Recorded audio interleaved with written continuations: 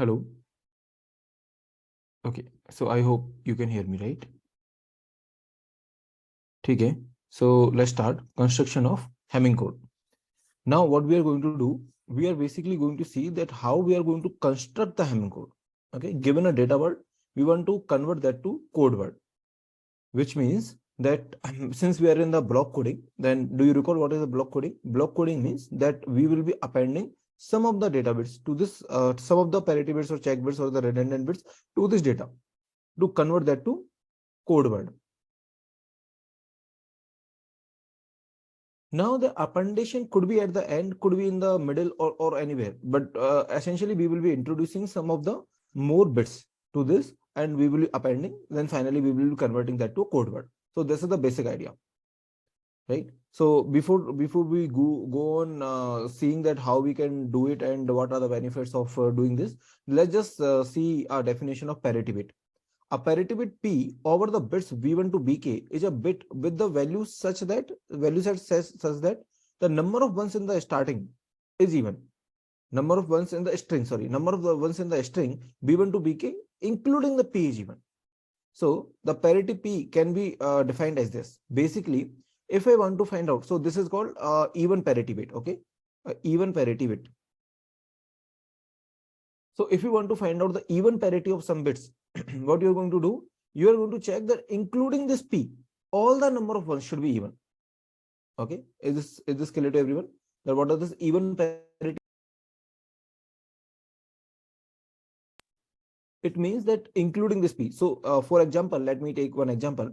Suppose 1010, this is my data, or this is something to which I want to find out the even parity. Then can you tell me what is the parity bit? What are the number of ones here? Number of ones are 2. Like you can just do 1 JOR 1. You can take the JOR of everything. The finally you will be getting 0, right? So since the number of ones are actually even, so that's why you do not need to add extra one. So that's why this parity is 0. So suppose this is my data, and if I want to find out the even parity, I'm finding the even parity. Even parity means that it makes the number of ones even. So currently the number of ones are odd. So that's why the even parity will be 1 here. Is this okay to everyone? If you want to find out the odd parity, then the number of ones, including this, okay, including this P, should be odd. So currently the number of ones, including this P, is actually even. See here, 3 and then 1 here, right? So we are going to mostly work with the even parity in most of the example, but yes, just for the sake of variation, we will be having the odd parity also. So here, can I say that this P is number of ones? If the number of ones are even, then it is 0. If it is odd, then it is 1. So basically, I will be taking the JOR of everything. So P equal to, okay, for the even parity, again for the even parity, I will be taking the JOR of everything, which means let's suppose B1 to BK. If these are the bits, I will be taking JOR. So if you take JOR of everything, you will be getting 0. If you take JOR of everything, you will be getting 1. Okay. And what is the odd parity? Odd parity says that including this, okay, including this, the number of ones should be odd. So let's suppose there is a data which is looking like this: 1101. Tell me the number of ones here. Number of ones are 3, odd. Now, what should be the odd parity? Odd parity should be 0. Reason being is that including this, the number of ones should be odd. So it is already odd, so I should not add any more one, right? Now tell me the number of ones here. This is odd, right? So what should be the odd parity? Odd parity will be 0 only. Yes, it is 0, right? So it is very easy to find out the odd parity also. Now tell me, can I take the JOR of everything to get the odd parity? See, earlier I was taking JOR of everything to get the even parity, because JOR of everything is basically telling me that JOR of every bit is, if it is 1, then number of ones are odd. If it is 0, then number of ones are even actually. So it was matching with my even parity condition. But currently I cannot take JOR. So here I cannot take JOR. Then what will I do?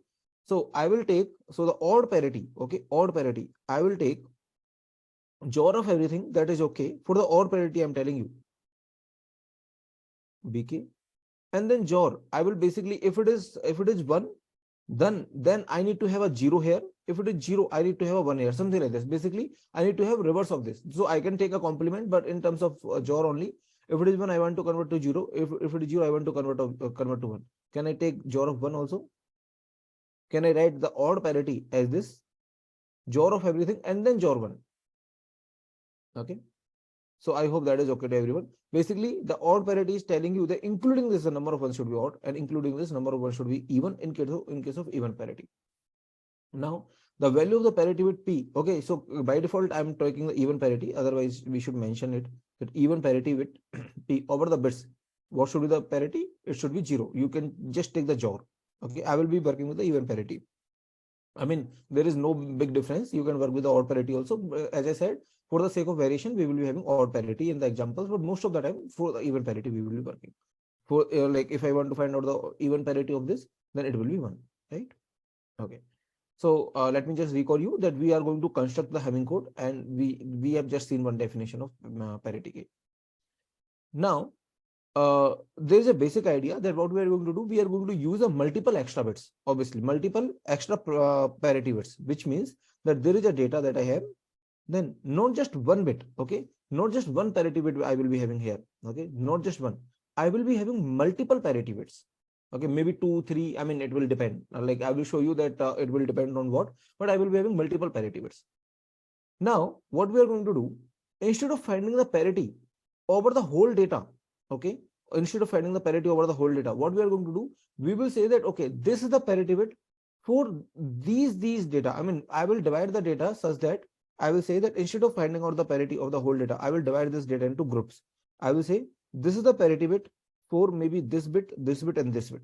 For these 3 bits, this bit is taken care of, something like that.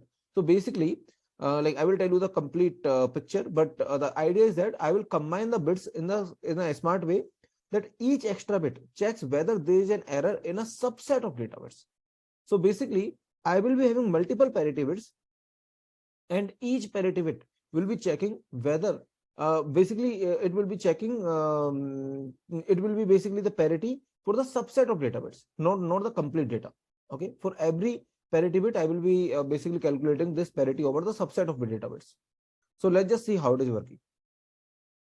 Okay, so there are 4 steps to construct the Hamming code.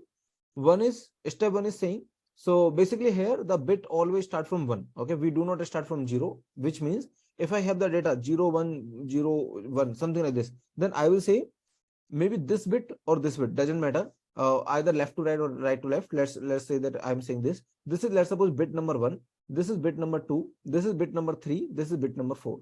We will not be having the notation from 0. Okay, the bit is starting from 1 only.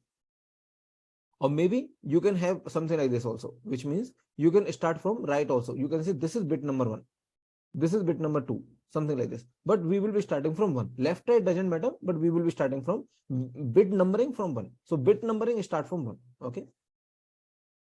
Now what does this step 1 says? That mark all bit positions that are powers of 2 as the parity bits. So basically, suppose there is a data that I want to convert that to a code word. Okay, a Hamming code. So I will first of all check that, okay, how many bits are there? These are 1, 2, 3, 4, 5, 6, 7, 8 bits are there. Okay, that's fine. So these are the 8 bits. Now I will say that I will introduce some more parity bits to it. But interestingly, we are not going to introduce at the end. Okay, what we are going to do, we are going to introduce in the between, right? So let me just tell you what I mean to say. Suppose in this example, I want to encode the data of this, which is this one. Now I will say that instead of encoding at the end, the parity bits at the end, I will encode in the between. I will write those in the between. What is the benefit? Why we are doing so? It will get clear. Okay. Let's first understand the procedure, and we will do 2, 3 examples to just digest their procedure, and then we will be answering on the way that why it is happening the way it is happening. Okay. It is very nice algorithm actually. Is there a sound disturbance from outside? Let me know. Okay. Okay, then let's start. So what I will do, I will basically introduce few extra bits, right? So I will say one, the extra parity bits. Now at what position I'm going to introduce? Those are always of 2 power. Okay. So I will introduce the parity bit at position 1. I will introduce the parity bit at position 2, at position 4, at position 8, at position 16, something like this. So I will introduce the parity bit at position 1, at position 2, at position 4, at position 8, and then there is no position 16. So that's fine. I mean, I will introduce here, here, here, and here. So what I will do, I will I do have a data which is 101 100 I will basically say that okay, at position 1, okay, which is 2 power 0 position. Basically 2 power in the position will be starting from 1. It is first position is 1, second position is 2, third position is 3, 4, 5, like that, right? 6, 7, 8, and then 9, 10, and then so on. Okay, so these are the position. I will say that at this position, at 1, 2, 4, 8, 4, 8, and there is no 16 because the data is not big enough. So anyway, till 8 I do have. So I will say that on these positions I will be writing the parity bit, which I currently don't know. Obviously, like I need to calculate those parity bits. At the remaining position I will be writing my data. So at the remaining position you can write your data, which is 1, 0, 0, 1, and then this is the parity bit. This is 1, 0, 1, 0, right? At the remaining position you write your data. Now can anyone tell me what is the length of this code word?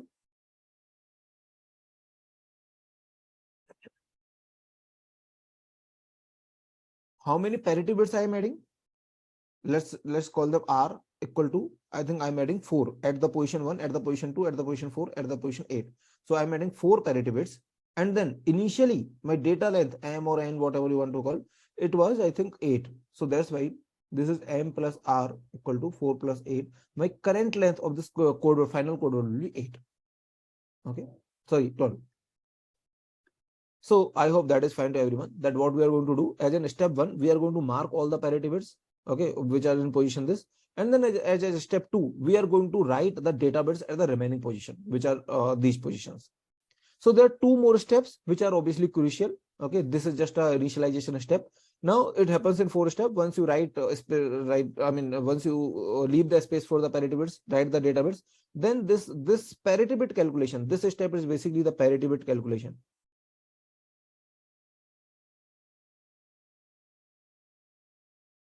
Which means that what I should be writing here, this is the only thing that is remaining. I have fixed my position. Now you might be wondering that why these positions are important and what is happening and what is not happening, right? So let's not worry about it. Like after, maybe just half an hour, it will get clear. First, let's understand the procedure, the what it is doing. And since it is not just a one-day job that people have come up with this algorithm, so there was a huge research behind this algorithm, and it is very, very nice algorithm. So it will take some time to understand it, but so that's why, like, what we will do, we will first understand the procedure, then we will go that why this procedure makes sense. Okay, so what we need to do now, we need to fill these blanks. So as in step 3, which is saying each parity bit, so let's just see this step, what it is saying carefully. So each parity bit calculates the parity of some bits of the data, not the complete code word. Okay, some bits of the code word. The position of the parity bit determines the sequence of the bits, alternatively checks and skip. Basically, what they are saying is this is the parity, maybe P1. Okay, this is the first parity bit. This is the second parity bit, P2. Now, some people like to call this as P4, and this as P8, just because this is a 4th index, this is a 8th index. Otherwise, like, it is up to you how you are having a notation. Maybe you can call it P1, P2, P3, and this is P4. Okay, it is up to you, whatever notation you want to follow. So which notation you like?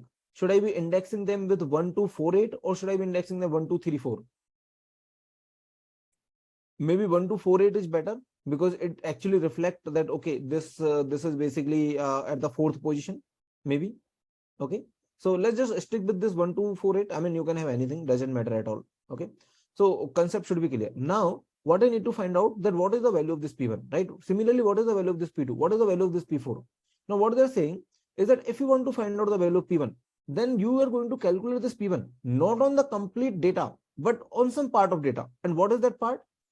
If it is 1, okay, if it is 1, just listen here carefully, then check 1 bit, skip 1 bit, which means that you are going to calculate this P1 over check 1 bit, 1 starting from this one. Okay, P1 over 1, skip 1 bit, then skip this, and then 3, skip 4, then 5, skip 6, then 7, skip 8, then 9, skip 10, then 11, skip 12, then 13, like that. Okay, so P1 you will calculate based on this 1, 3, 5, 7, 9, 11, 13. Okay, so now let's just calculate this P1. Now tell me, what will this P1? this is 10, this is 11, this is 12. What will the P1?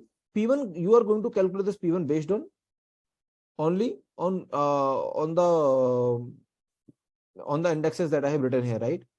So let's just calculate this P1 now. P1 will be based on this. Okay, currently just leave out this one. It will be 3. Okay, 3 is 1, and then 5 is 0, and then 7 is 1, then 9 is 1, and then 11 is 1, and then 13 is no. Okay, so there is no 13. So anyway, so till 11 it is 1. So now you are going to calculate P1 something like this. So basically it is an even bit, even parity. So I'm assuming it is an even parity. So you are going to say that, okay, JOR of everything. So it is 1, 1, 1, 1, 4 times 1. So it is 0, right? So P1 will be actually 0. So you are going to write a 0 here. What does this mean? It basically means that if you basically JOR of this 3, I mean, if you count number of ones in 3, 5, 7, and 9, and 11, then the number of ones in 3, 5, 7, 9, and 11 are even. So that's why it is 0. Right? Okay, let me know if that is okay to everyone. Now, can you calculate this P2? Okay, what is happening? Why it is happening the way it is happening? We will come to that. Don't worry. Let's just understand the procedure first. Okay, so let's just calculate the P2. So P2, if you want to calculate the P2, then it will be calculated over what? 2, 3, right? 2, 3, and then like continue for 2 bits and then leave out 2 bits, which means 4, 5 leave out, 6, 7, 8, 9 leave out, 10, 11, 12, 13. Okay, now after 12 there is nothing. So 2, 3, 6, 7, 10, 11. Based on this, you are going to calculate this P2. So P2, you are going to calculate 2, 3, 6, 7, 10, 11, something like this. 2, 3, 6, 7, 10, 11. So 2 is saying, I mean, okay, this is P2 itself. Now 3 is 1, 6 is 0, 7 is 1, 10 is 0, and 11 is 1. So these are odd number of ones. So that's why P2 will be, yeah, 1. That is right. So P2 will be 1. Okay. So I hope you understood that how we are calculating this P2, right? So that's very easy. Like once you understand the procedure, then it will be easy for me to convey the intuition that why we are having this kind of procedure, right? So let's just first understand this procedure. Now let's ask for the P3, which means 3, 4, 5 starting from 3. Okay, 3, 4, 5 leave out 3, 6, 7, 8 leave out, 9, 10, 11, 9, 10, 11 leave out this 12, 13. Okay, after that there is nothing. So this 4 is yeah, this 4 we want to, okay, sorry, there is no P3 actually, there is P4. Okay, I mean the notation that we are following. So I will be starting from 4 basically. I need to start from this only. Okay, so 4, 5, 6, leave out the 7, 8, 9, then 10, 11, 12. Right? So this 4 is P4 itself. Now this is 0, this is 0, this is 0, 1, and 0. So it is odd number of ones. So that is why P4 will be 1. Right? And then let's calculate this P8. P8 will be, take this 8 and leave out the next 8, but there is no next 8, so take this 8. 1, 0, so this is even, so that's why it is 0.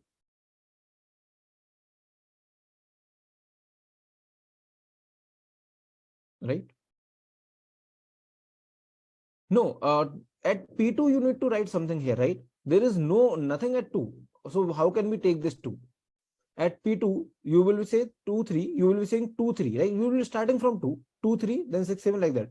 So you don't consider this 2. Basically, like I can tell you that why, like basically to make it easy, I'm saying that you start from 2 because 2, 3, then 6, 7 like that. And why, like, I mean, what does this mean to say that you're starting from 2? Basically, if you finally, once you calculate all of this, what is the value of P2? P2 is 1, right? Then you put this 1 here, then all of this should be 0. I mean, JOR of all of this should be 0. Like finally, it should be even actually, right?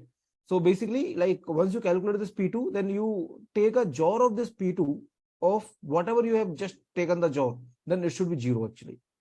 Anyway, so let's start the P8. P8 will be 0, right? So now you have calculated these parity bits.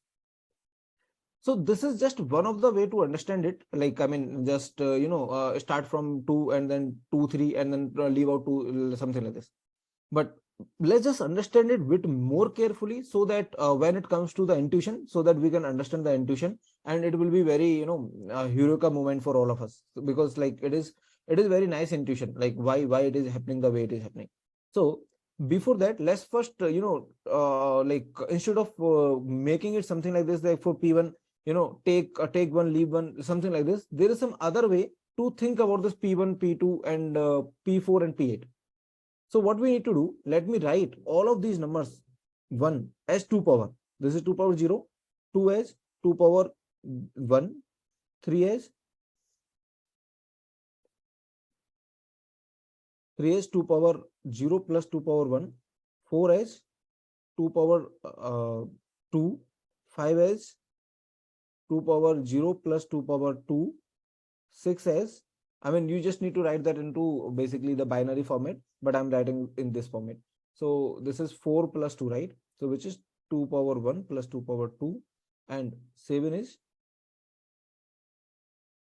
2 power 0 plus 2 power 1 plus 2 power 2. 8 is, I think this is 2 power 4. 9 is 8 plus 1, 2 power 0 plus 2 power 4. 10 is, I think it is 8 plus 2.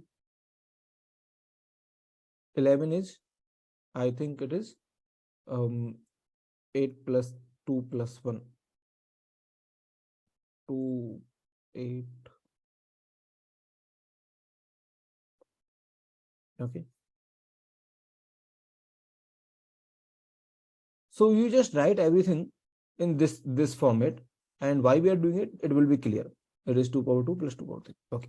So these are the 12 code words that you have, and you write all of this in this format. Is this okay till now? Like what we did? Now, what you need to do, you basically need to calculate that, okay, what are the bits that P1 will be interested in, right? So P1 is at which position?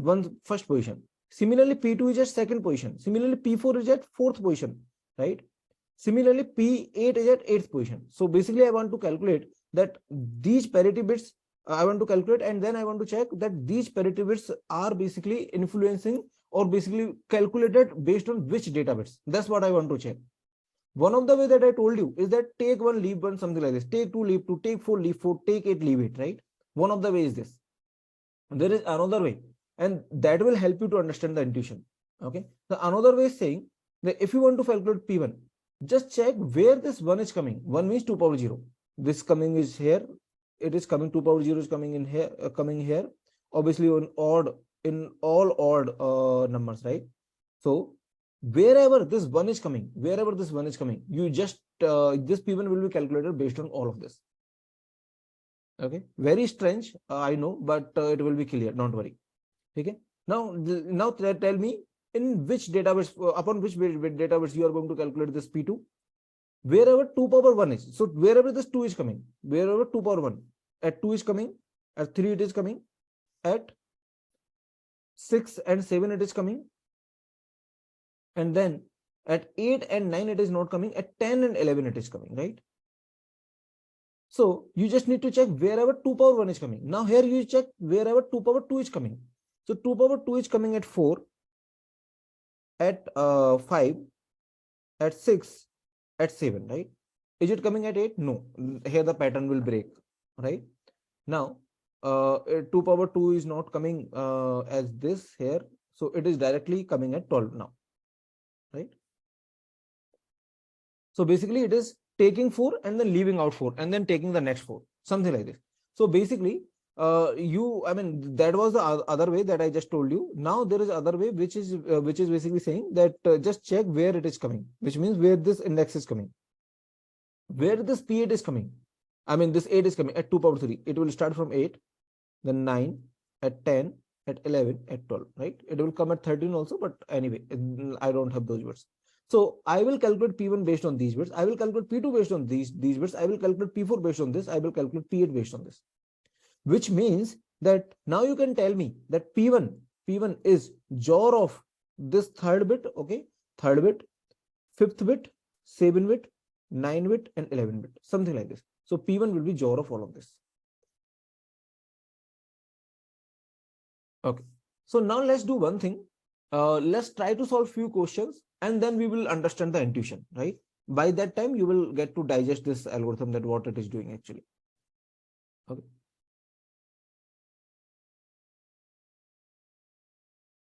No, this is applicable at anywhere. Okay, this is not limited to even or odd. I mean, P1 is dependent on these bits, so this is applicable everywhere. But yeah, once you're calculating even parity, odd parity, in that case, you need to take care. If all of this is even, then in case of even parity, P1 will be 0, right? Sorry, or number of ones here is even, then in case of even parity, the P1 will be 0, but in case of odd parity, P1 will be 1. At the last, when you're calculating the even or odd, at that time it will matter. Otherwise, it will not matter in the whole process. Okay. So now what you need to do, set up parity width to 1 if the total number of checks bits is odd or even. Okay, it depends on us actually. So okay, you set it to 1 if the total ones in the position is checks odd. If it is odd, then you add 1 because we are working with the even parity. Set up parity width to 0 if the total number of bits in the is the even, right? Okay. Now let's solve one question. Suppose I want to encode something which is basically, I think, this data word. Suppose I want to encode this data word. Okay, I think we just did it, but let me just go over the slides also. So suppose I want to encode this data word, then what I will do, I will first check where are my parity bits, where I'm going to put my parity bits, right? So I will basically, given this data word, this is the data word that I have, I will just put the parity bits. I will say that okay, the parity bit will come here and these are the positions of the parity bits. So first I will do this, then I will calculate the first parity based on this, and whatever, right? So I will calculate the first parity, second parity, third parity, fourth parity, based on this, based on this, right? And then finally the code word is this. Okay. Now let's solve this question. They're saying encode the given data word to the code word using the Hamming code of even parity. So this is the answer. We can quickly do it. Okay. So let's just quickly do it. See, I think P1. So at the first position, there will be P1. At the second position, there will be P2. At the third position, there will be data. At the fourth position, there will be P3. At the fifth position, there will be data, sixth data, seventh data, here P8, right? Here data, P8. I think then it will be after 8 bits, right? After 8 bits, P16 will be there. But I don't think we do have these 8 bits. So basically, it is 1. Sorry, it is 1. It is 0, 0, 1, 000, 1, and then 20 more. Right now, can you just fill out this P1? Maybe you can do it. How?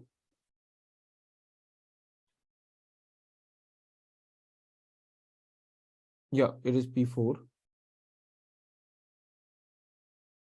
So P1 will be dependent on, you will say take this. Okay, I mean you will start from here. Take this, leave out this, take this 1, leave out this 0, then that is 1 0. Take this 1, leave out this, take this 0, and then leave out this, take this 0. So it is even number of ones. Since it is even number of ones, that is why P1 will be, can you tell me P1 will be 0 or 1? It will be 0, right? So P1 you can calculate easily, it is 0. Similarly, you can do if you want it as an homework, and then finally the answer is on the next page. It is easy question. These are the parity bits that I have. Okay. I hope you can do it. So P2 saying that take 2, take these 2 and leave out 2. So P2 will take this, leave out these 2. P2 will take these 2, leave out these 2. P2 will take these 2. So which means there are 0 0 1. There are 2 ones. If there are 2 ones, that is why the P2 will be even number of ones. So that is why it will be 0 only. So P2 is also 0. Similarly, for P4, take out these 4, right? And then leave other 4, 1 2 3 4. So leave other 4. So it is just 1. So that is why odd number of ones. So that's why you need to put 1 here, and then to make it even, then P8 will be saying that okay, it is 0. So this is my final answer: 0 0 1 1, 0 0 1 and 0. Yeah, 0 0 1 and 0. This is my final answer. Okay, so I hope you can do it. It's an easy question.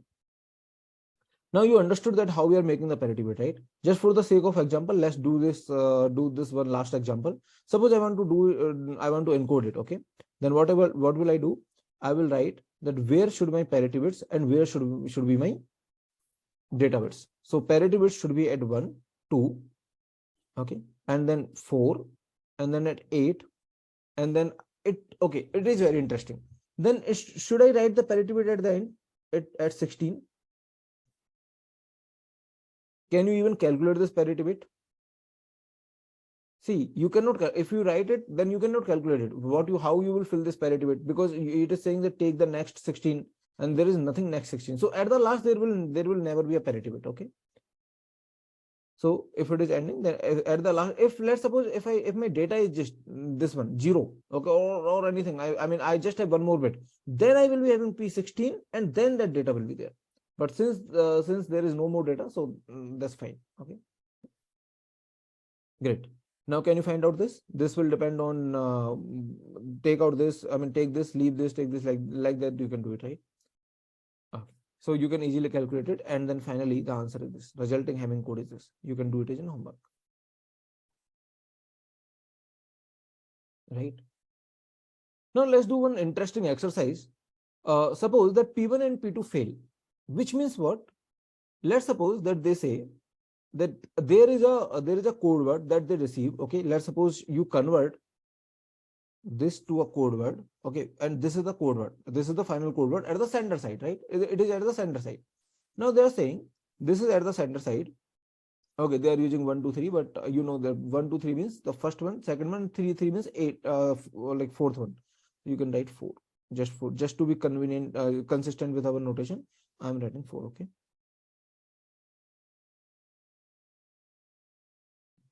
So this is at the sender side. Now you're sending it, right? And here you might receive anything else. I mean, you might receive something where what you will do at this point in time, you will again calculate this P1. How? You will calculate this P1 based on this. I mean, take this, leave out this. Okay. So take this, leave out this, take this 1, 3, leave out this, take this, take this, take this, take this, take this, and take this. Based on this, you will again calculate it. Now suppose that it is not matching, which means that it is 1, but it is saying that if you again calculate it, then it is saying, let's suppose this bit got corrupted. Okay.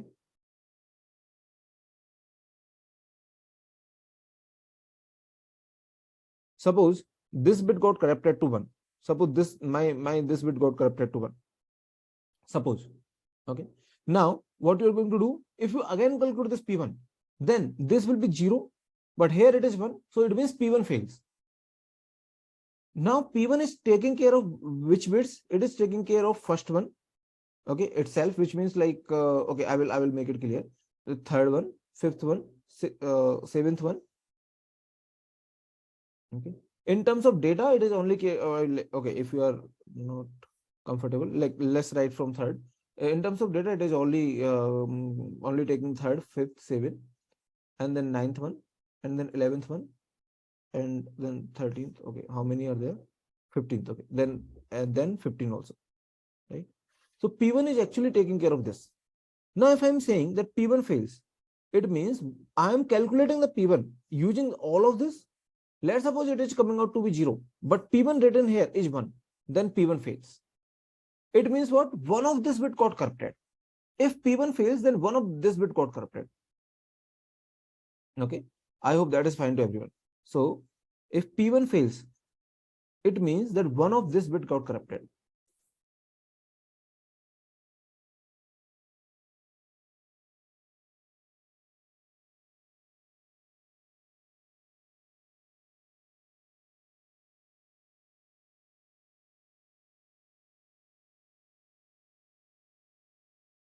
Now they're saying, and P2 also fails, and by default P4 is passing. I mean, I'm just writing the failure case, and P2 pass, P4 pass. Okay, I mean P4 does not have any problem.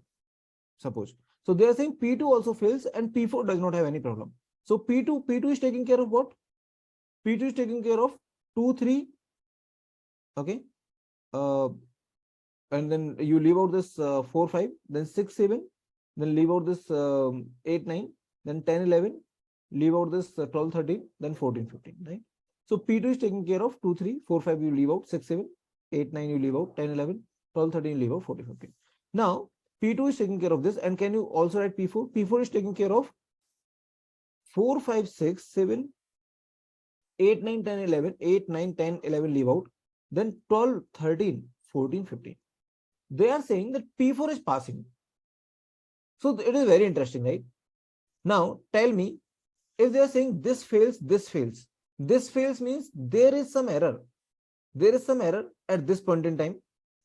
Yes, yeah, case. I will come to that. Your doubt, okay? And if P2 fails, then it means there is some error at this in these bits, right?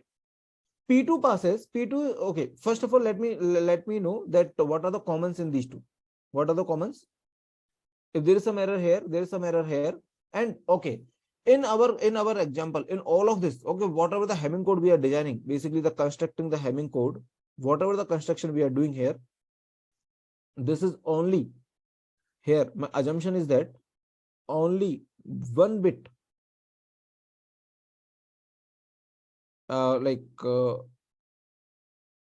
get corrupted. Basically, I can correct one bit. So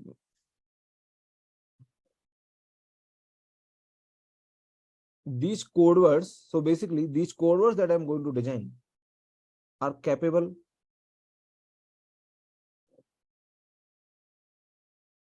of correcting only one bit. Okay, you will understand everything, don't worry. So basically there are Hamming code words that can that we can design that are capable of correcting more than one bit.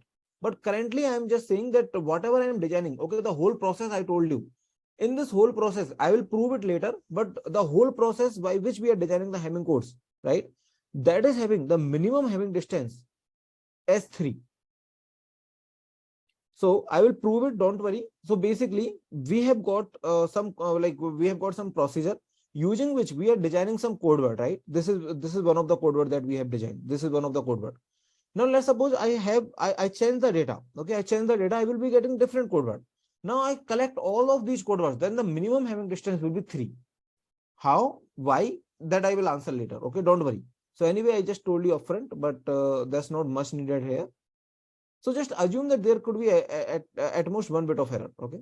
So here the common is 3, 11, 15. So basically the bit in which the error is either in 3 or in 11 or in 15. Now that's very interesting. Now can anyone confirm me that it is actually in 3, not in 15, or it is like, can anyone give me the finite answer that okay, it is in 3 or in 11 or in 15? Just give me one answer. Currently I'm saying it is in one of them. Now tell me in which one it will be. Now you will go for P4. Since P4 is passing, you will say that, okay, this 11 and 15, or maybe this 15 is here. Okay, 11 is not common.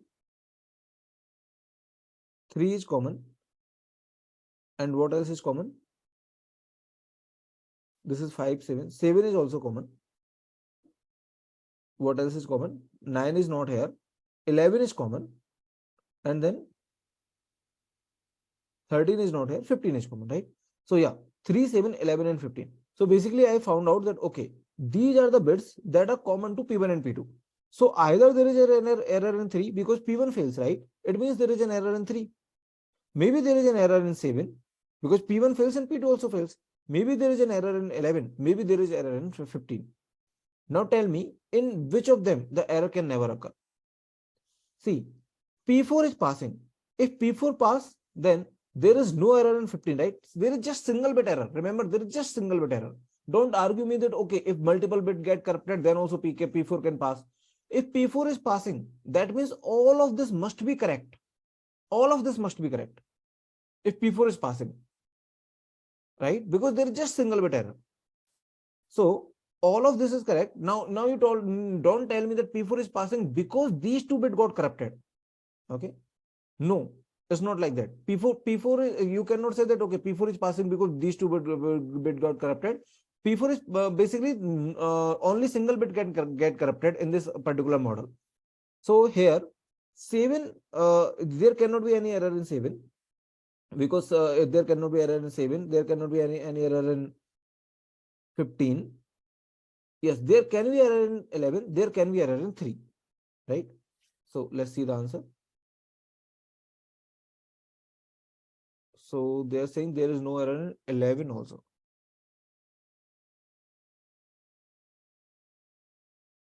Okay, 4, 5, 6, 7, 8, 9, 10, 11 we will leave out, right? Yeah, then 12, 13,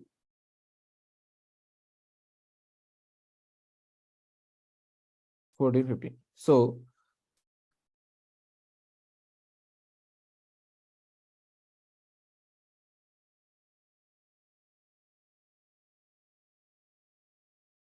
if P4 is failing, then there might be some error P4 and P 3, 5.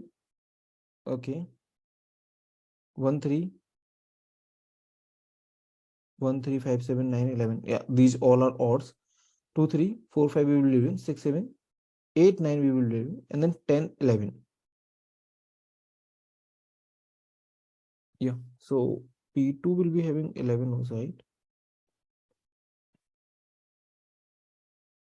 Yes, 11 is common in both of them, which is not here.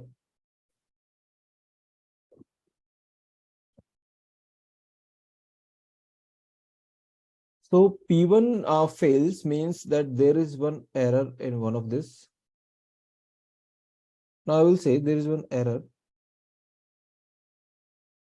maybe in 3, maybe in 7. Okay, they're saying that 11 is not there. That's what I'm trying to understand.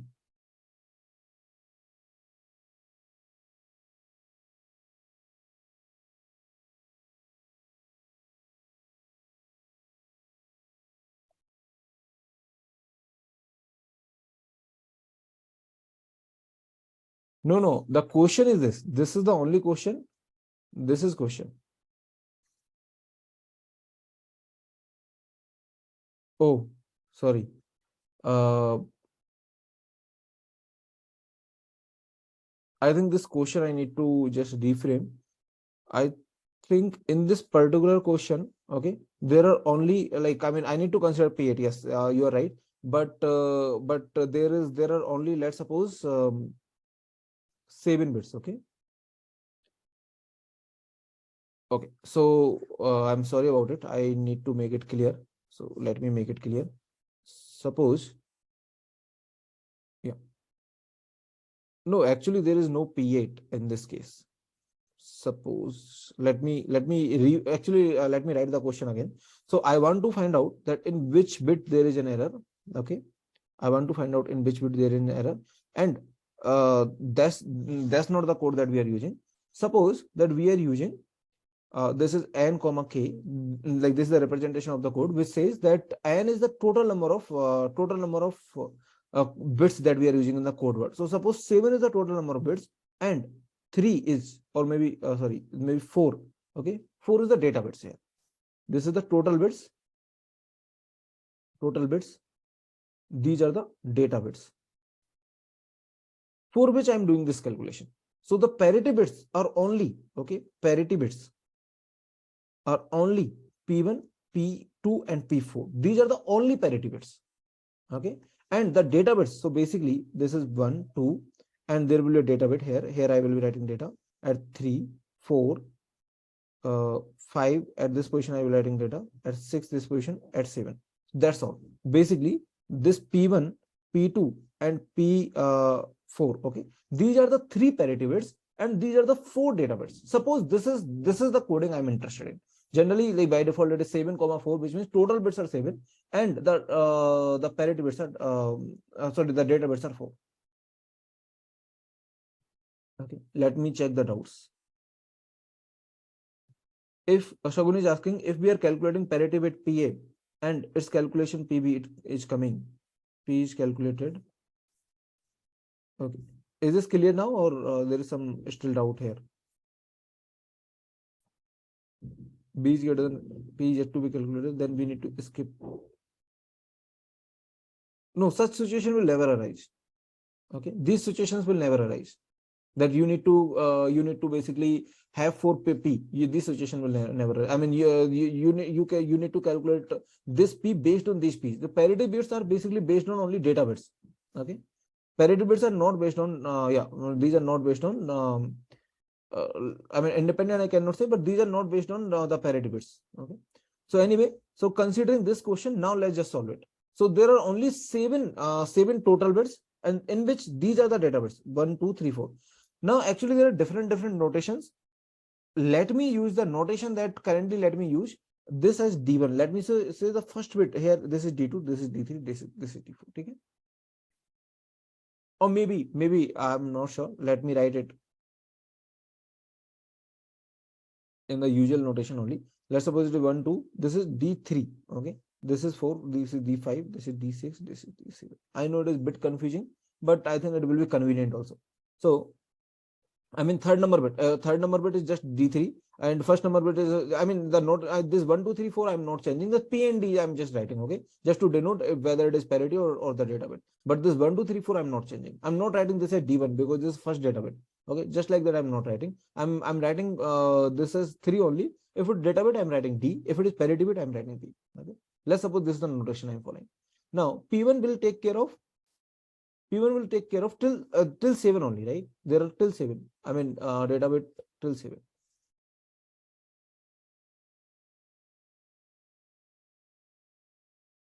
So now tell me what are the common in P1 and P2? P1 is failing, it means one of this bit is failing. If it means one of this bit is failing, so I think 3 and 7 are common, right? Now tell me, can there will be error in 3? Can you have error in 3? No, right? Sorry, you can have error in 3, but you cannot have error in 7. Why? Because 7, if P4 is passing, that it means 7, these bits can never ever have error. Don't tell me that, okay, it might so happen these two bits can have error. No, there is only one bit error in our case. So here I will say this is I'm discarding because it is also common with P4. So that's why I will say if P1, P2 fail, then actually D3, like I'm writing with D3 notation. I'm sorry, it is a bit confusing, but they are writing it as D1, the first data bit, but it is actually in reality it is the third bit, right? So anyway, so they are writing it D1, but just to be consistent with our notation, you can write it as D3.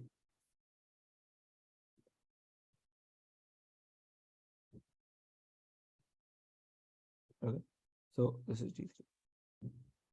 Now, if P2 and P4 fails, then can you find out the data bit? I think we can find out, right? So there should not be much problem. Similarly, like whatever fails, right? If P1, P2, P3, all of them fails, if P1 and P4 fails, something like that, you can find out, right? If all of them fails, then suppose if all of them fails, then what is common in all of them? I think 7, right? Yeah. So if all of them fails, then last data, which in our case it is D7. I think, but the notation they are using 1, 2, 3, 4. This should be D4, right? Then I mean depends on the notation. Don't worry about it.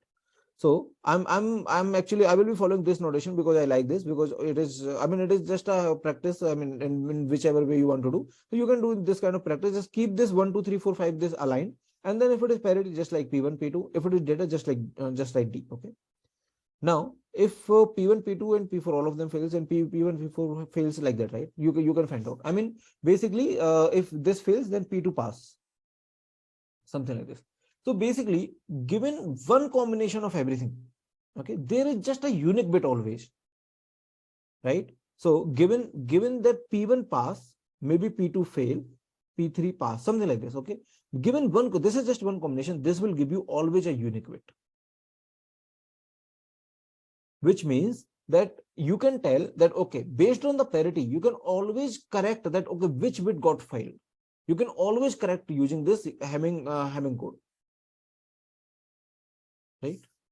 Now, let's see more examples and then we will connect all the dots. Now, they are saying, suppose we check the parity bit and discover that P1 and P3 indicate an error. Then what does this mean? Okay. So you can solve this question similarly. P1 and P3 indicate an error. Here, I mean, they are calling it P3. I hope that is fine. Actually, it is not very consistent with across all the books. So that's why we need to take it with a pinch of salt. So you can just consider any notation that you want, but I'm just considering this. So instead of P3, just consider this as P4. Like they are calling it third parity. We want to have notation something like this. Okay. Okay. So they are saying discover that P1 and P4 indicate an error. P1 and P4 indicate an error. It means there might be an error in 5 or 7. And then you will say that P2 is passing, so there will be error in 5. So I think again this D5 means, can anyone tell me based on their notation what will this D5?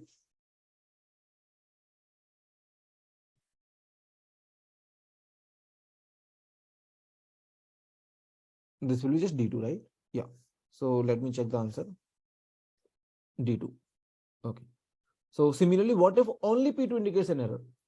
Okay, if only P2 indicates an error, these all passes, then either two error could be at 2, could be at 3. 3, it cannot be at 3 because 3 is there. It cannot be actually at anything. So parity bit is very, very interesting. If parity bit indicates, if only one parity bit indicates error, that okay, P2 is an error. Actually, that parity bit is an error. Okay, it is always true. If P2 is only indicating error, then it will be the case that only P2 is an error. I mean, there is no data bit error. If P2 indicates an error, then P2 itself is corrupted. Okay. And everything else passes basically. P2 itself has an error. Now, what we did, like, let's suppose that we wanted, okay, we are saying that P1 and P2 fail, and then we are finally saying that, okay, the D3 is passing, D3, the final answer was D3. And here, it is basically P4.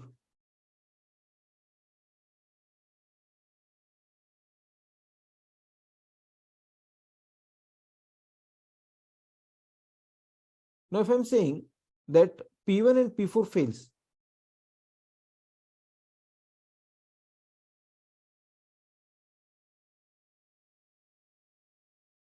just a second, if P1 and P2 fails, then I'm saying the error is in D3.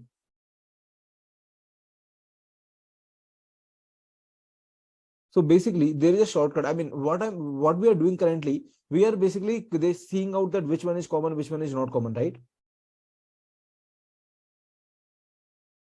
But we can think about some shortcut also. I mean, instead of doing all of this, what we can do, see this P1 is basically like the way we have calculated P1 is based on the thing that if it is having 2 power 0 in this, right?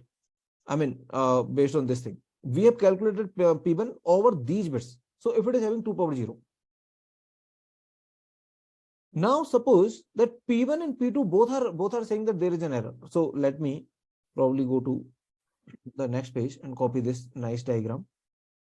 And it might give us some hint that there could be some direct way also. Instead of doing all of this, instead of finding out the common and all, there is a direct way. Let's just try to see if we can actually find out the direct way.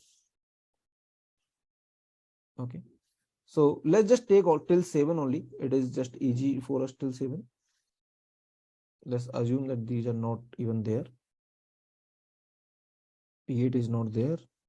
We have till 7 only. Okay. So let's suppose that this is P1, P2, and P4. Now these numbers that I have written, these numbers are basically having 2 power 0 in their summation, right? Now what will I do? Suppose that P1 and P2 are having error.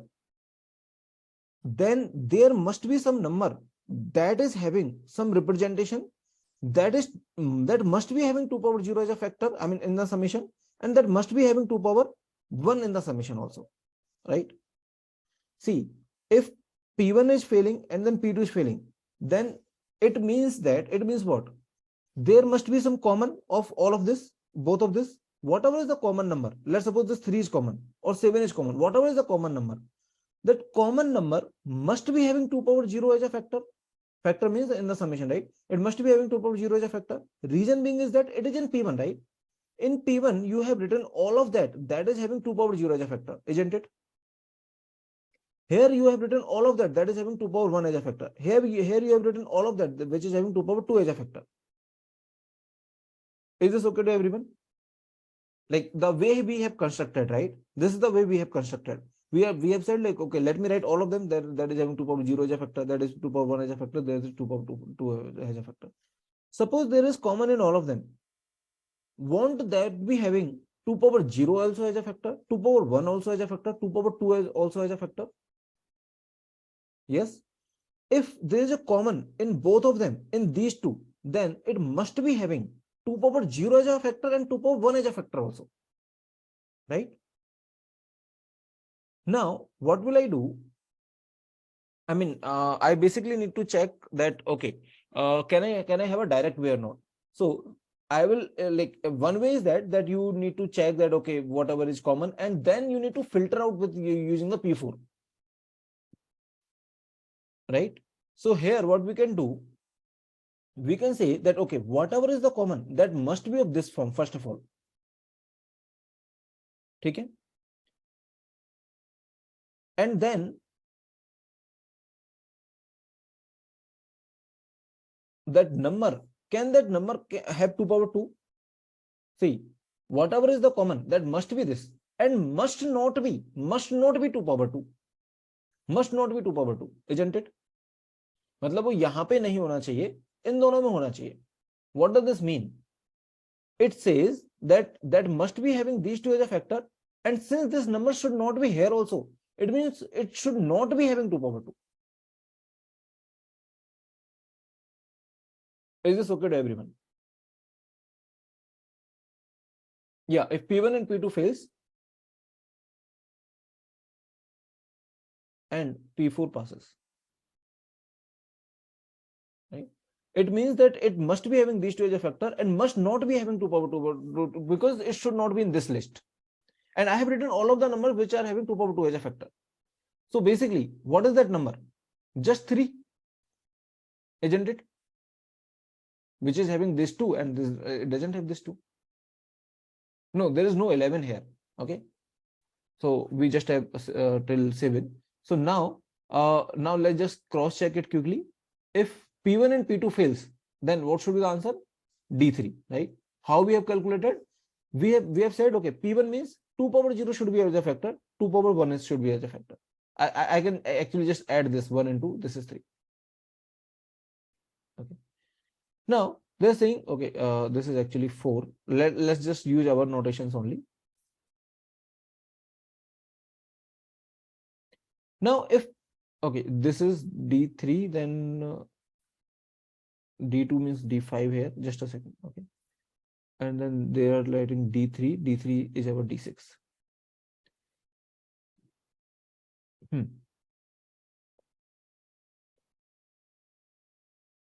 Now let's check this. If P2 and P4 fails, it means 2 power 1 should be as a factor and 2 power 2 also should be as a factor, right? Why it is 5 then? And then P1 should not be there.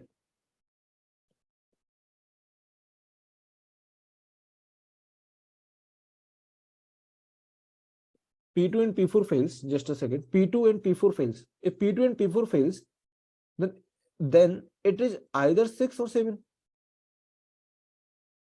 Right? Why it is 5 then? I think it should be 6. No, this is 6. If all of them fails, it is 7.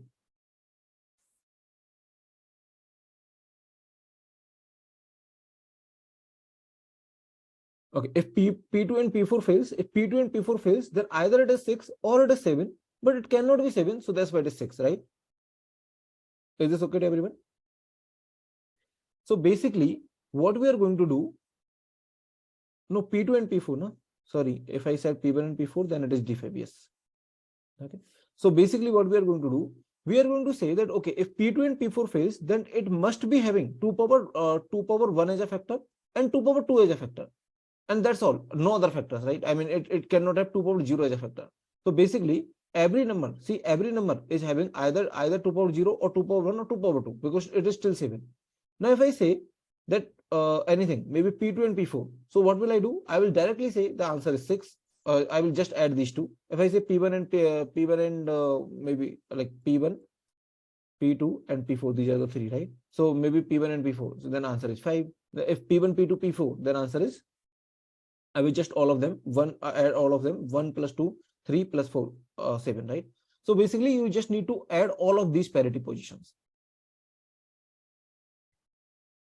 Now, let me know if that is clear to everyone. So basically, like now you will get to understand that why it makes sense to add those parity in the between, just to make this whole mathematics work. Actually, I want to make this whole mathematics work, that this is 2, this is 4. Summing this up should give me the data number that is actually having the corrupted bit. Okay, it should give me the corrupted bit.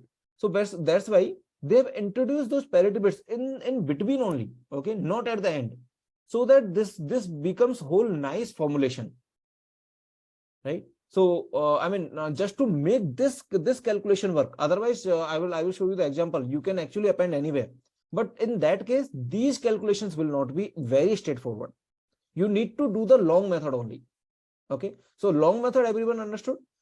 You can propose your own Hamming code. In fact, we will be having the example. We will be having, just for the sake of practice, we will be having 2-3 examples where I will append at the end. Okay, I will append at the end. I will append everywhere, anywhere at my choice.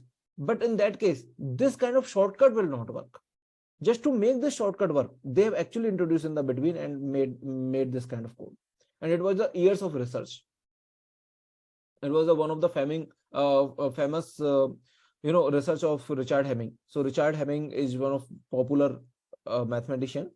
So this Hamming code was one of the popular research, and it took years just to identify that what to do with all of this. Okay, so let's do more questions. Now it is saying the same thing. Add the numbers of the parity bit position that are incorrect. If P1 and P4 are incorrect, just add them, 5. So the data bit 5 is incorrect, basically. The correct code is, okay, I think that is something else.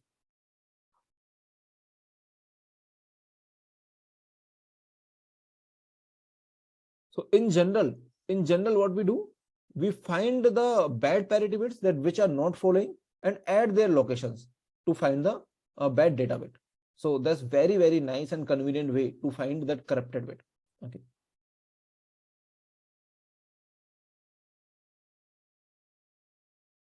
So basically, we have seen that every combination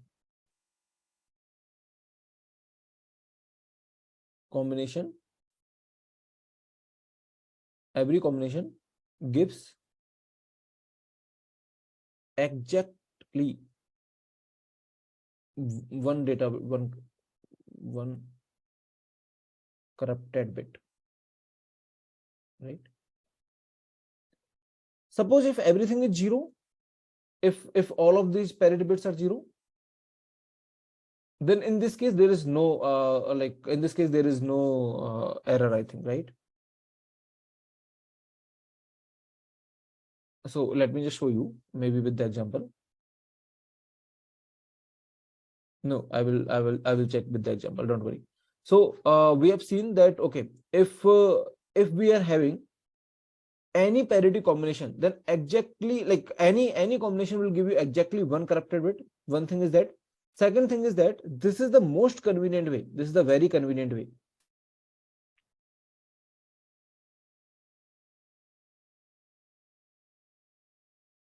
to find bad bit or the corrupted bit.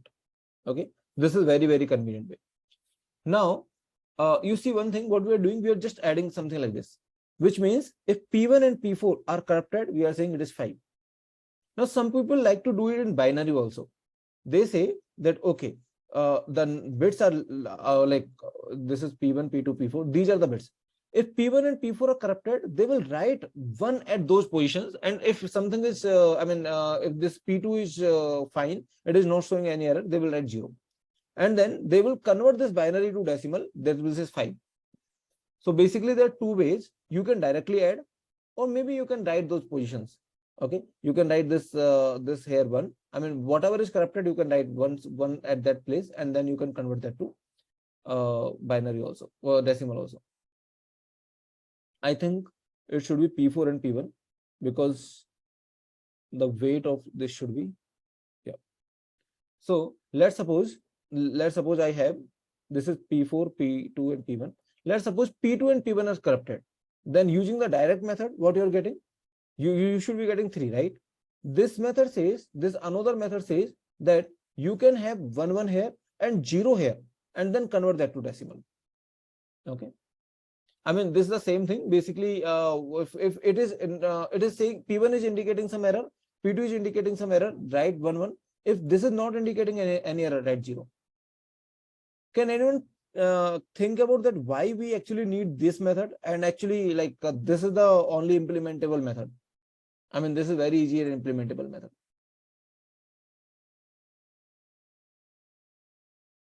Yeah. So why we are doing it?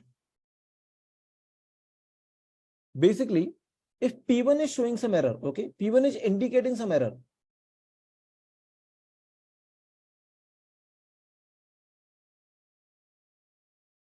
It means what?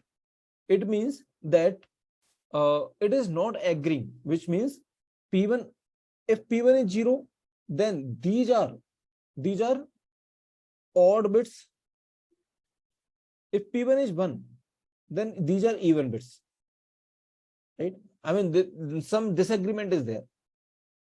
Right? Odd number of ones, basically. Odd number of ones, and if P1 is 1, these are the even number of ones. Then only P1 will show some so indicate some error, right? Now, what we can do, we can take JOR of this all, which means, see, if P1 is indicating some error, then what does this mean?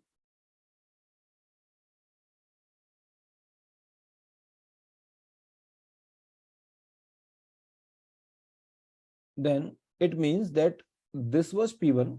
It was calculated or based on maybe D3, D5, D7, right? So if P1 is indicating some error, it means that error is either in D3, D5, D7, or maybe itself P1 itself, in P1 itself, right? Now, can first of all anyone tell me that how we can say that okay, it is in P1? How we can guarantee it is in P1? I need to check P2 and P3 also. If there is no error in P2, there is no error in P3, then it is only in P1. Okay. I need to check P2 and P3, obviously, right? Just to confirm that which bit is having the final error, we need to check all the parities.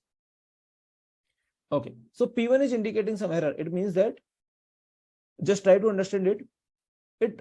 Let me just write it. Then it definitely means, okay. I mean, maybe this got corrupted. I don't know. Okay. I mean, this got corrupted, this got corrupted, this got corrupted. Maybe this got corrupted. Actually, I don't know, right? So, like these are some, this could be corrupted, this could be same. I don't know. This is the receiver side actually.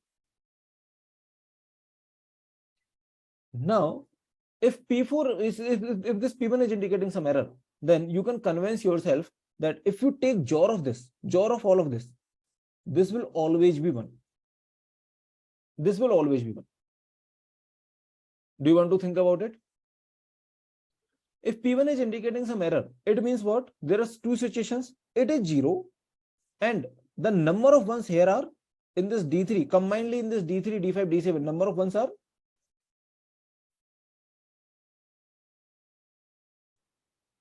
in combinedly in this number of ones are odd, right?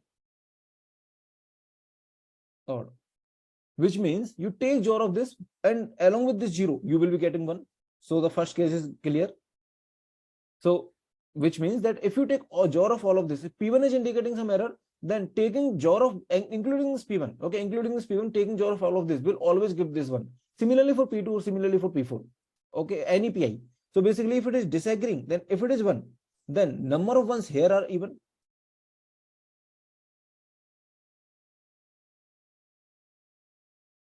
If you take JOR of all of this, number of ones are even means let's suppose all are 0. If you take JOR of all of this, it will be 1 again. So basically, if P1 is indicating some error, then JOR of all of this, P1 1 3 5 6 1 3 5 7, it will be 1. If P2 is indicating error, okay, if P2 is indicating error,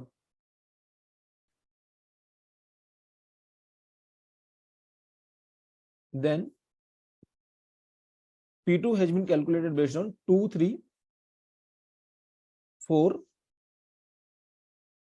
sorry 4 5 I need to skip, 6 7. Okay, I do have till 7 only. Yeah. So actually it is a receiver side, so I don't know, maybe I should be writing, maybe it could be corrupted, it could not be corrupted. Okay, I don't know. So in that case, you take JOR of all of this. Again, it will be always 1 if P2 is indicating error, right? By the same logic, always 1.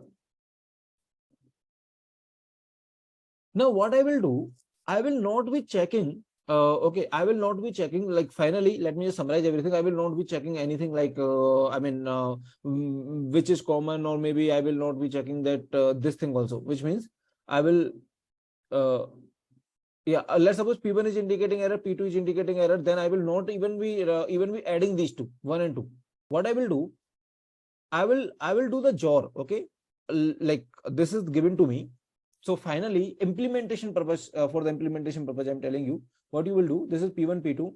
This is now data words, which is, let's suppose, okay, this is D1, sorry, D3, right? Based on our notation. And then 4 it is taking D5, D6, and then D7, right? Now what I will do, P1 is dependent on what? P1 is dependent on 1, 3, 5, 7. I will take JOR of all of this. I will take JOR of, there will be hardware that will take just JOR of all of this, and whatever it is coming, okay, so this is P1, P2, P4. I will write the JOR here.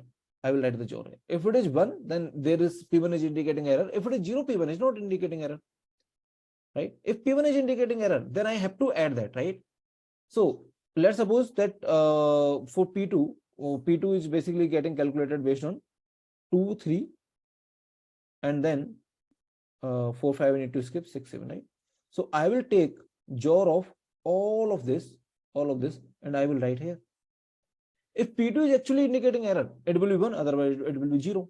So how it is helpful, I will this is just in hardware. I will take the JOR, and if it is 1, if it is 0, based on that I will get to know, okay, P2 is indicating error or not, P1 is indicating error or not, P4 is indicating error or not, and then finally I can easily convert the final number to decimal, that will be 5, right?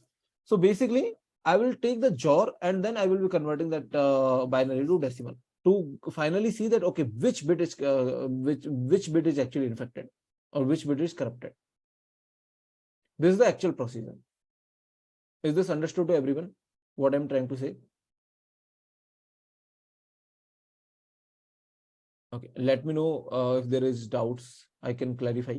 So basically, first I just told you that, okay, first, is this okay to everyone? If P2 is indicating error, then JOR of all of this will be 1. Similarly, if P1 is indicating error, then JOR of all of them will be 1. Otherwise, it will be 0.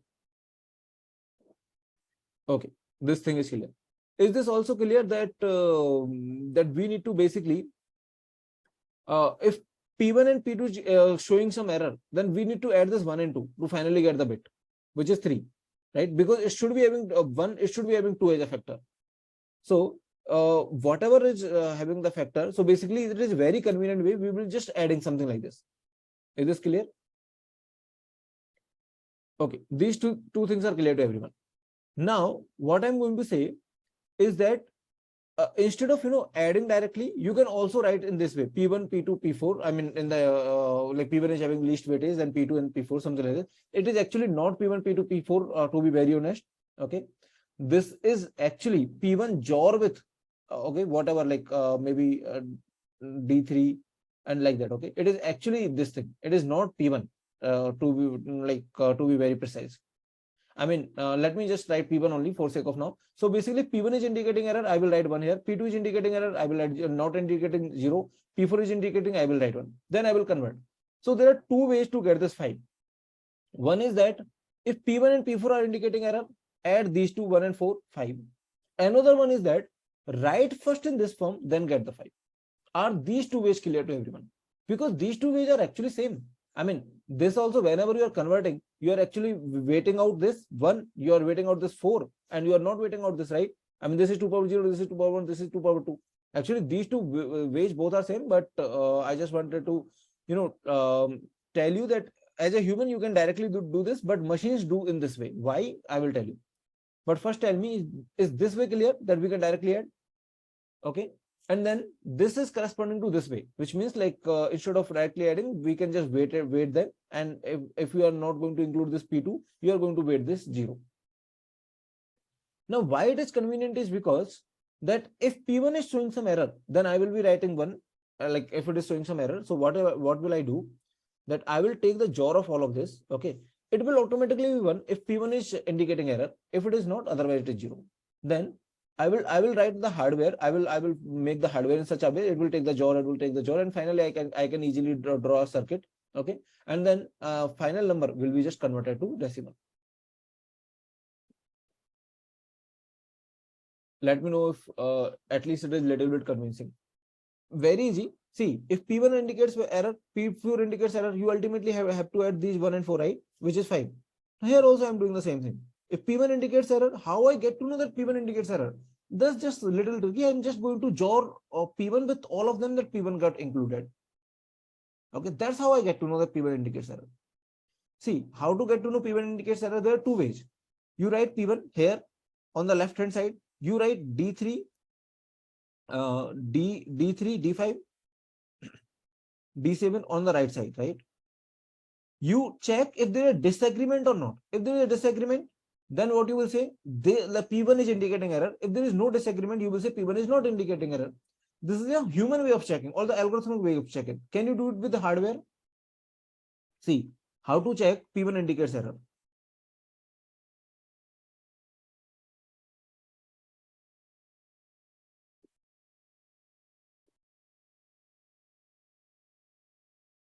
You will write P1 here, D3, D5, D7 here, right? And then you will check whether there is a disagreement or not, right? You will check agree or disagree.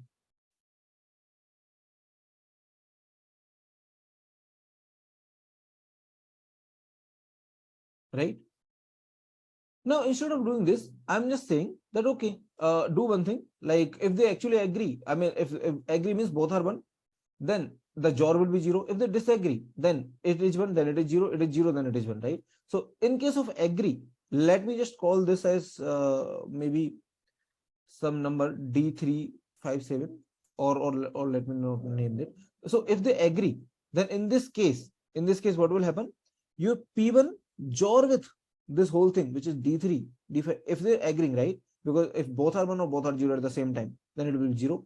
If they disagree, then the same thing, which is P1, D3, D5, D7, it is 1. So I actually needed to check whether they agree or disagree.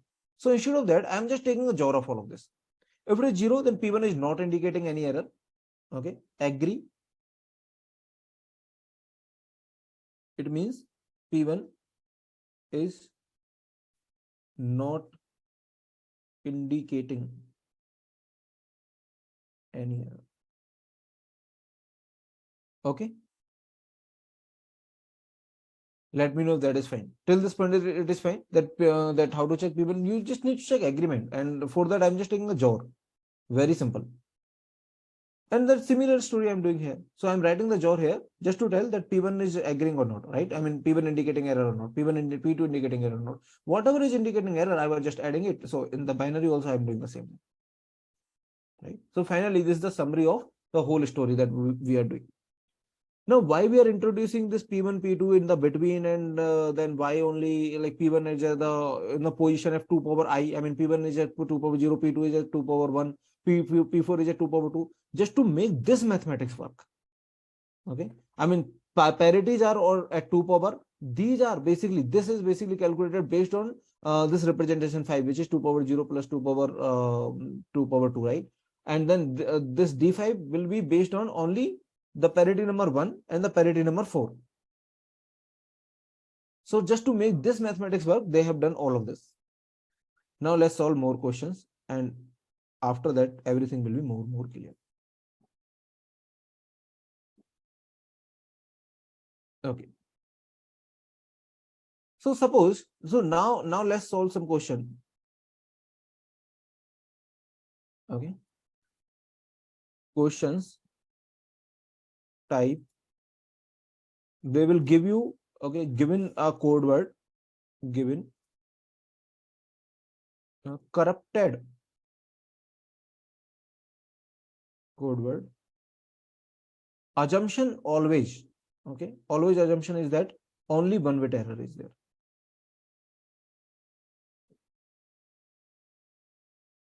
Currently, I have not proved that the minimum Hamming distance, if we form such kind of Hamming code, the minimum Hamming distance will be 3, but we will prove it soon. Okay. So given a corrupted code word, we want to find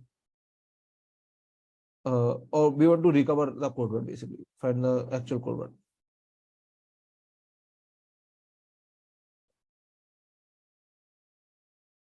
Okay. So the way we have made these Hamming codes, in those minimum distance, Hamming distance will be 3. Why? We will see. Don't worry.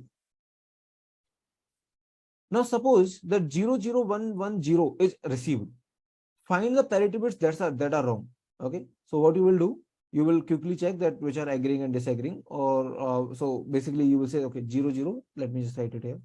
00110. So yeah, 001110. So let me write the parity. It must be parity. It must be parity. P2, P3.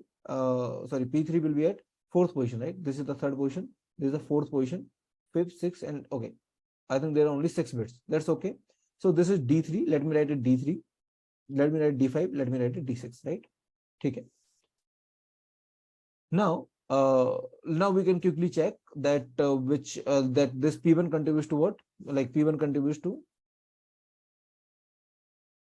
I mean, this is what anyway we need to check that P1 contributes to 1, and then skip 2.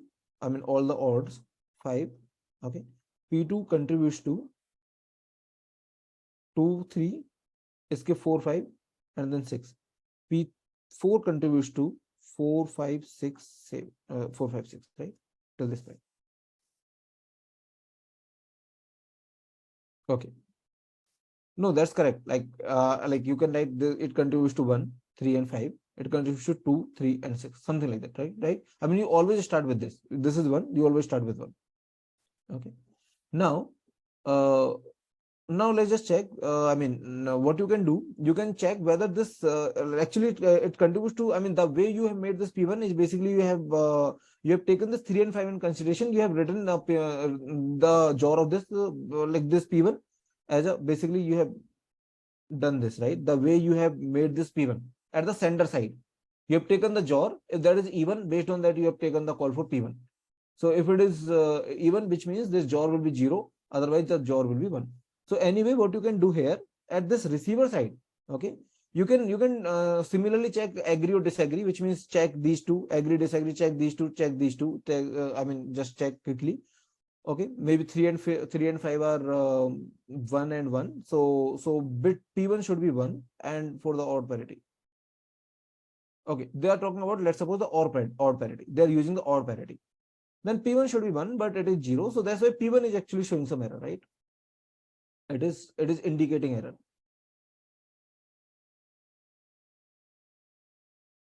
Similarly, they are saying that, okay, this P4 is also indicating error.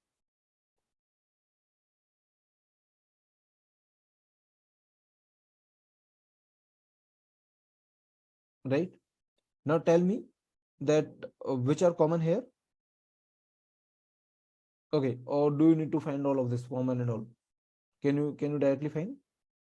I think it should be 5, right? So it should be 5.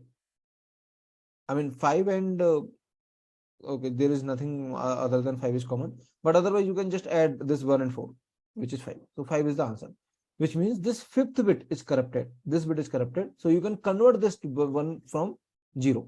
So final answer will be, you can convert it easily. So answer will be, you can write here 0. Okay. Similarly, this is the almost same question. Now they are saying this code word is received. Now determine the correct code using the even parity. So can you do it? At the next page, the answer is there. Okay, you need to determine the correct code using the even parity. So I think the error is in this bit. You can find out the error. Okay, error is in this bit. The second last, this one. Again, these questions you can do as an homework. They are almost same question. Use the Hamming code to calculate the code word of this. So they want to calculate the code word of this. You need to calculate P1, P2 like that, right? Okay. And test if this code word is correct. You can test this code word is correct or not. If it is not correct, they want it to be correct, assuming that there is only one bit. Okay, one bit error. Indicate what the correct code word should have been. Okay, great. And again, this is also the similar type of questions. So basically the wrong code words are given. You need to give them a correct code word. Now you see one thing. Okay, the notation that we are using is like this. This is actually P. This is P. This is P2. This is P4. Now you see one thing. This P1 is contributing to 3, 5, and 7, right? So what I did, I basically drawn a Venn diagram that is representing this P1 is contributing to 3, 5, 7. P2 is contributing to 2, 3, then 4, 5 leave 6, 7, right? 2, 3, 6, 7. So 2, 3, 6, 7 basically, right? P2 is contributing to 3, 6, 7. So basically this Venn diagram is telling me who is contributing to what. Now, suppose that I say D1 get corrupted. If D1 is getting corrupted, then automatically P1, P2, and P4, all of them will get corrupted, or vice versa. If all of them are getting corrupted, then D1 must, D7 must got corrupted. Sorry, D7. This is D7. If D7 is getting corrupted, then it must mean that P1, P2, P4 will automatically get corrupted. Or vice versa also, if P1, P2, P4 are showing that, okay, there is some error, it must be D7. Suppose if P1 and P4 are only showing error, so it must be either D5 or D7. And then can you tell me which one is this? If P1, P4 are showing error, then it is either D5 or D7. Then you will say the P2 is not showing. Obviously, if I'm not writing, then D5 is the answer, right? So basically, given any combination, this is very important to understand that given any combination will give you exactly one bit, that where is the error. Now, how many combinations are there? Suppose there are redundant bits or are parity bits. How many combinations are there? There are 2 power r parity combinations, right? 2 power r parity combinations.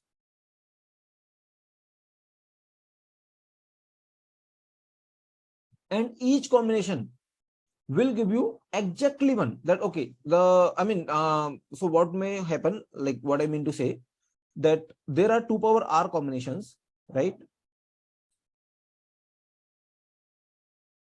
Which is basically, this is this is P1, P2, and P4. I'm not writing the data bits currently, but let's suppose this is P1, P2, P4. So there are 8 combinations currently. That's okay. Now, each of them will tell you exactly one bit, one corrupted bit.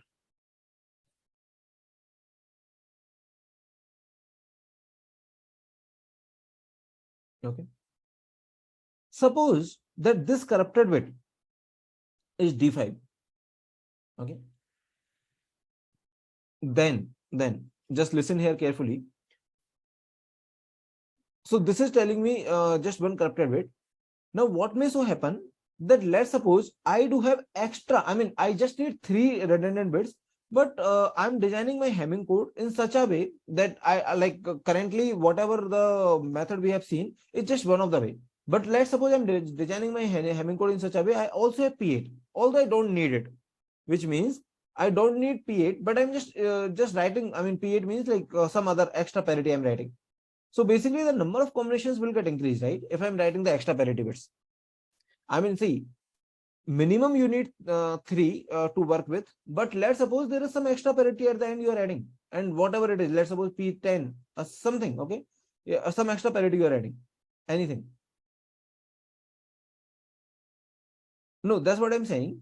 Like what is happening? You calculate this P1, P2, P4. Okay, so let me go to the next page. See what is happening. This is P1, this is P2, this is D3, this is P4, this is D5, this is D6, and then let's suppose you're adding some parity at the end also.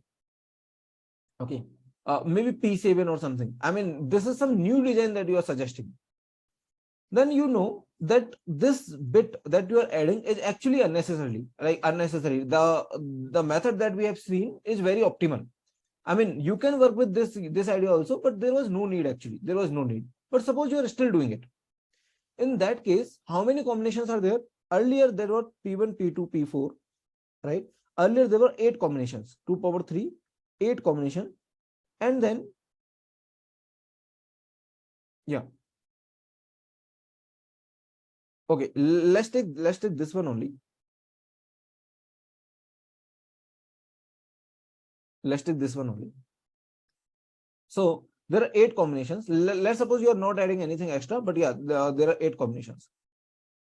Then as I know that each of this, right? Each of this will tell exactly one, either D5, sorry, D3, it will say either D3 or it will say D5 or it will say D6. Each of this will tell me exactly one bit that is corrupted. So suppose I do have till D6 only. I do not have D7. Yeah, I do not have D7. Suppose then let me go to the next page. Suppose I do not have this D7.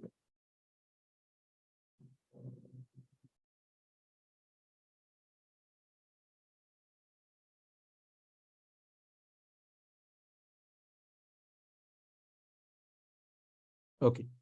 So now let's just analyze that what is happening here. If I just don't have much much data, so let's suppose this D7 is not there. If P1 and P2 are showing me error and P4 is not showing me error, then D3 is the corrupted bit in that case, right? Okay. Now, can D3 be a corrupted bit in some other case also? That's what actually I was just interested in. Because see, what is happening currently, there are 8 combinations. Each is just telling either D3, D5 or D6. So by the pigeonhole principle, obviously like this must be repeating, right? I mean, every time you cannot have a unique, right?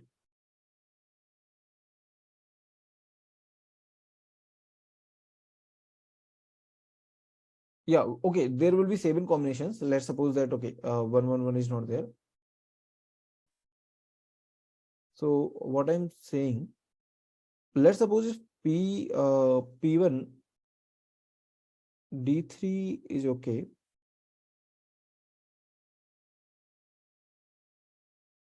So suppose there is no error. P1, P4 is not showing any error. P1 and P2 are showing. So it should be the answer. Okay, you are saying that any 2 parity bit is suffice. If D5 will be the answer, if P2 is not showing the error, right?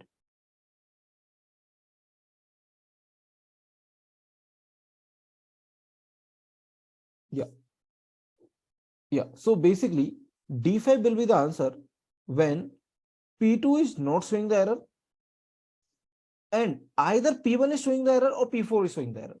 So basically, in many cases, like either P1 or P4, basically, this 0, 1 and 1, 0. So basically, in these two cases, P5 will be the answer, right? D5 will be the answer, sorry.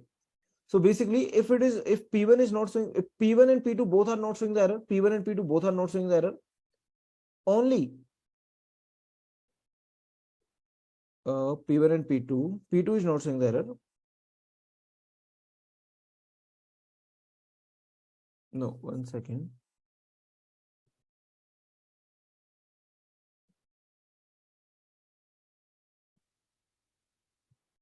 Okay, P1 and P4 both shows the error, then it will be D5. What if P2 also shows the error? Okay, triple one cannot be the case.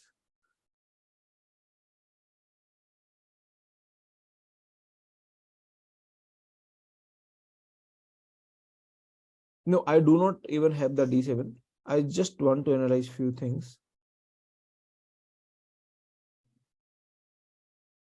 Just give me 1 minute, okay? So let's see here.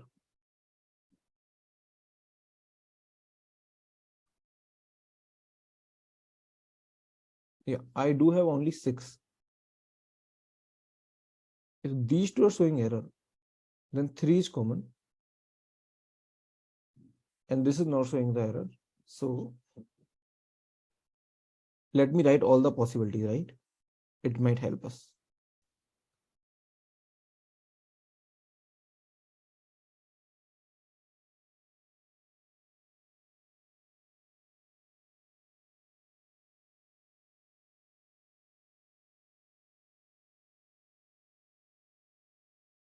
Suppose it is not showing error. This is 0, 0, 0, 0, 0, 1, 0, 1, 0, 1, 1, 0. Sorry, 0, 1, 1, right? And then 1, 0, 1, something like this. If it is not showing the, if none of them is showing the error, then it is fine, it is fine, it is fine, right? Then it means no error. If none of them are saying that no error, no error, no error, then it means no error. Now, suppose that P4 is not showing the error. P4 is saying that things are fine. P1 and P2 are also saying things are fine. Only P1 is saying things are not good. So 1, 3, and 5 is not good. 3 is good, 5 is good. So only 1, right? Here, similarly, I think 2. Now, here, if P1 and P2 both are saying that, okay, there is error, it means 3 is common. 3 is not there. So now 3. I think we can just add like this, right? Yeah, this might be interesting. So this is 4 plus 1, 5. And D7 is not there at all. Okay, sorry.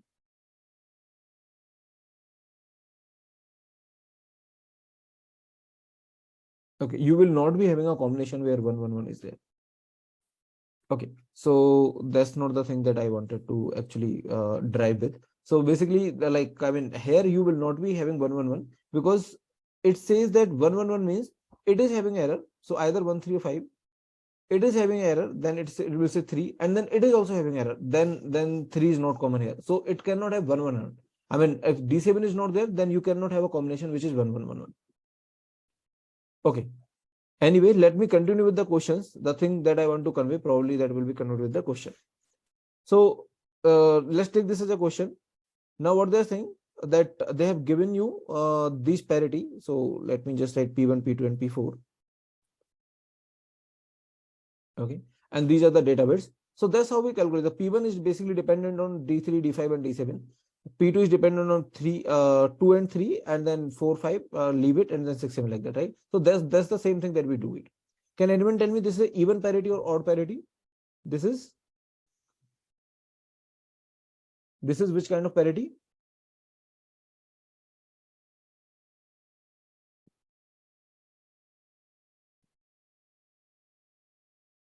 This is even parity, right?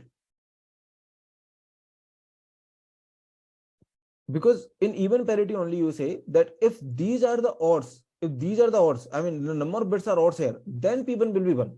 In even parity you say, right?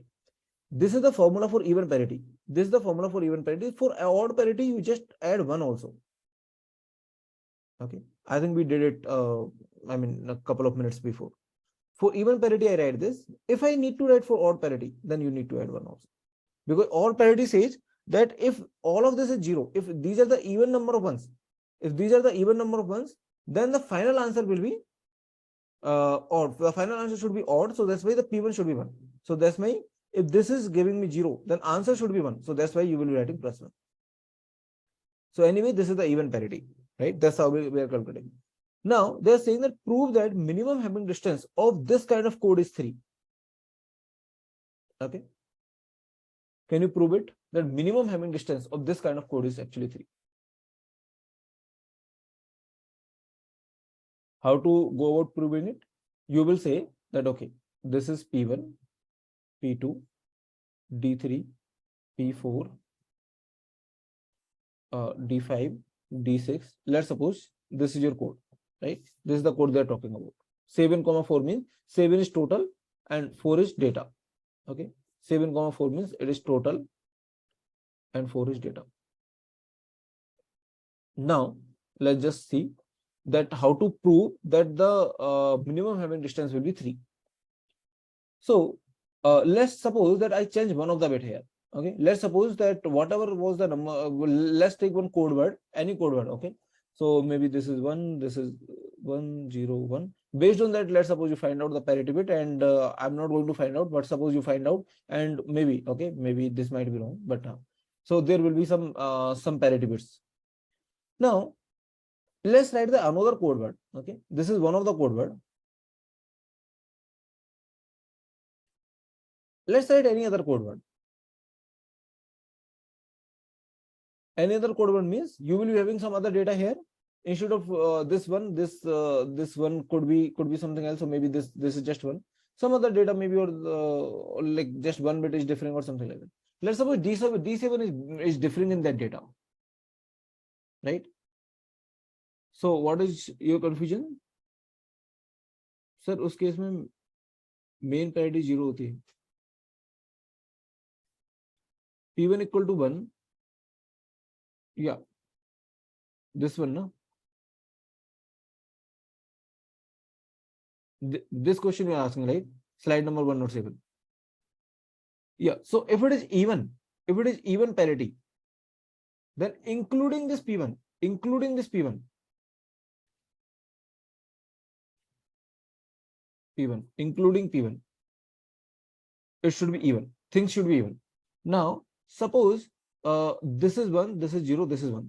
Then, no, okay, here plus and this, okay, this plus and 0 are same. This is modulo 2 arithmetic. Okay, this is modulo 2 arithmetic. Here, basically 1 plus 1 is nothing but modulo 2. I mean, by default, everything is in modulo. Okay, modulo 2 arithmetic. So we are only dealing with the modulo 2 arithmetic. These codes are working with only modulo 2 arithmetic. You write plus, you write JOR, even you write minus, that I will tell you in the CRC. You write even minus, okay, or everything is same. I mean, you write 1 minus 1, you write 1 JOR 1, you write 1 plus 1, everything is actually 0 only. Okay. Similarly, you write 0 plus 1, you write 0 JOR 1, you write 0 minus 1, everything is just 1. Okay. Actually, minus, plus, and JOR, everything is same in these kind of calculations. So I will tell you in the CRC. Okay, more.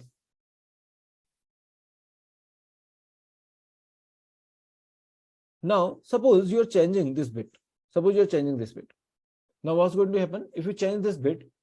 Then you will say that that what are the bits that are going to change if you change this bit?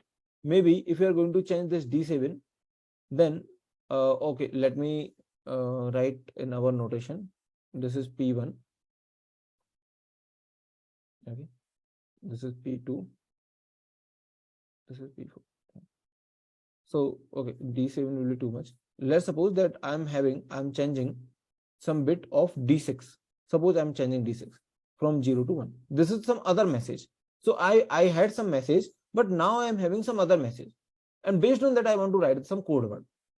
Now, what is the difference between these two messages? These are different just in 1 bit. Okay, just in 1 bit. Let's suppose. Now, in this case, if you write those parity bits, now can you tell me these parity bits, like how many parity bits you will be changing? You have changed one of the bit here, which is from 0 to 1. Now, how many parity bits you will be changing? If you change D6, D6 is involved in P2 and P4, right? I mean, P2 is dependent on 2, 3, and then 4, 5 you leave out 6, 7 like that, right? P2 is dependent on D6. Then similarly, P4 is dependent on D6. You're changing just one here, but at least 2 will change here automatically. Automatically 2 will change here. You don't have any control on this. Automatically it will happen. I mean, your calculation will do it, right? So you change just one of the bit. You are at least changing two more bits, which means what? If you don't change anything, obviously everything will be same. Then these are just one code word. If you want to have another code word, you need to change your data. You just change your data little. Okay, you just change your data, one bit of the data. At least two parity bit will change.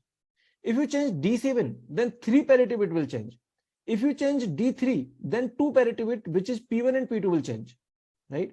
So you just change one data bit, at least two parity bit will change automatically, which means the minimum Hamming distance, like it will be three different from this, right? The minimum Hamming distance from any two messages or any two code word will be three. Got my point? From here also, like if you want to have another code word,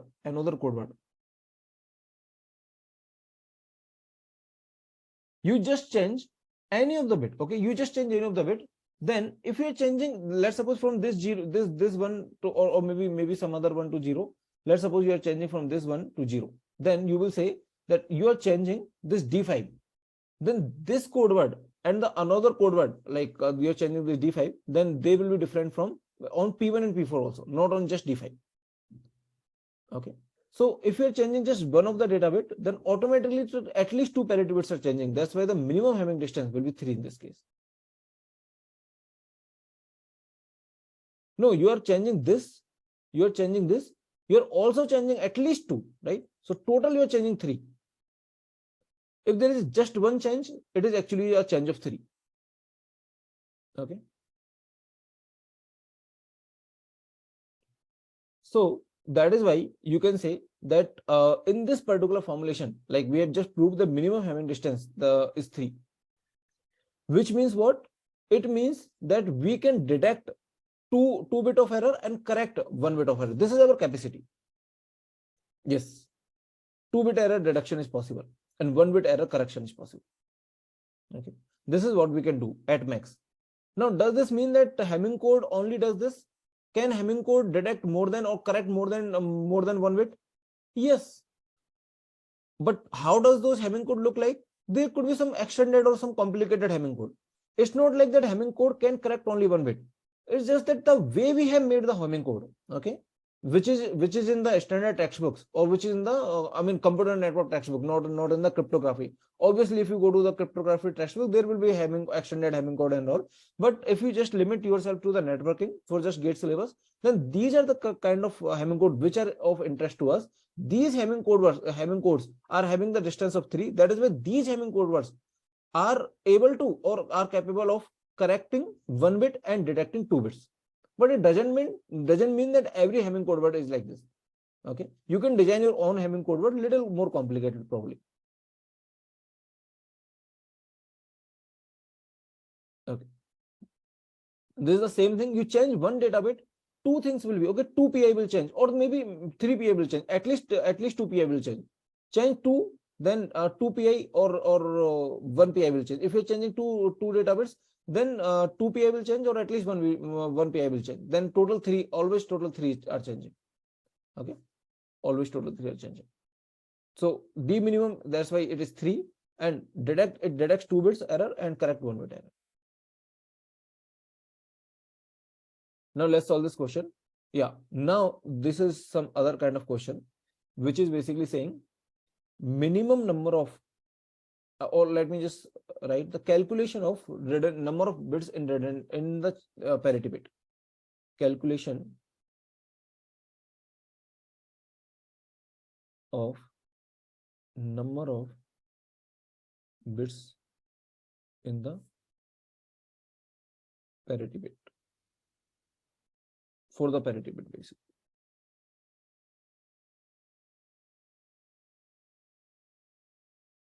Okay, let's just solve this kind of question. So they will say that how many check bits are required, parity bits or redundant bits. Check, sometimes they say check bits, sometimes parity, sometimes redundant. Okay, are required for 16-bit data word to detect 2-bit errors and single bit correction. So basically they are talking about the general Hamming code that we have, Hamming code of distance 3. Okay, so you can ignore this line. I mean, they are talking about the normal Hamming code, and in the syllabus also this is the Hamming code that we have. Now what they are saying that you have 16-bit data word. Okay, for the 16-bit, how many parity bit you will be needing. So let's just solve it step by step. Suppose for the 7-bit data, number of parity bits required. How many do you need? Maybe we'll say 1, 2, you need at least 2 always, right? You always need 2, which is P1 and P2 you will start with.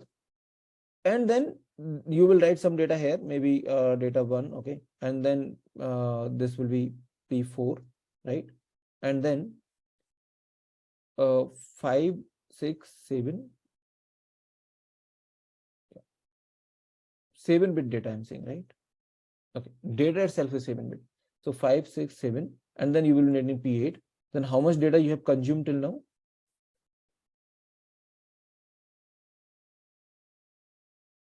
One. Just a second. So basically, these two are parity. And then one data you have consumed, 1 bit, 2, 3, 4. You need 3 more bits, right? I mean 3 more bits. 9, 10. Yeah. So I think how many parity bits you need? I think till 8. Do you need 16? I think we don't need 16, right? 8, 9, 10, 11, and then data is finished. We don't need 16. So I think we need 4 parity bits. 4 parity bits is needed. Okay, for 16-bit data. Okay, 4 needed, right? Is this clear to everyone that we need 4 parity bits? Okay, for 7-bit data, but for 16-bit data, how much you need? For the 16-bit data, let's just quickly do it. For the 16-bit data, you need P1, P2, and then P3, then you need P4, 5, 6, 7, 8, 9, 10, 11, and then finally P16. So basically, yeah, you have consumed 1 bit, 3 bit, 4 bits you have consumed till now. And then from here to here, how much you have consumed? 16 minus 8, 8 minus 1, I think, right? 7. Okay, 7 here you have consumed, 3, 1. So 1 plus 3 plus 7 is 11. You need to consume 5 more. So I think you can write before P32, right? You can write 5 more. So basically you need this one, you need this one, you need this one, you need this one, you need this one, right? So these parity bits you will be needing. Is this okay to everyone? We need P1, P2, P4, P8, P16. Basically these bits we need. So what is the answer? Answer is 4. Sorry, 1, 2, 3, 4, 5, right? Answer is 5. 5, no? P6. 5. So we need 5. Okay. Now let's do more question. Okay. Or maybe let's just do it in generalized way. That they may ask you that how many parity bits we will be needing. Even though they do not ask you, they just give you data. Okay. Given data. In fact, our first step, okay, our first step, or they ask you to convert,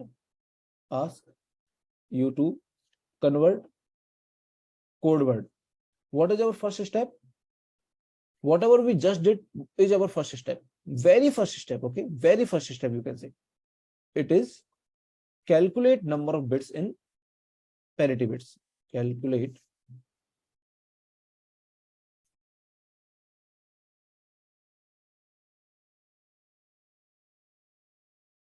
required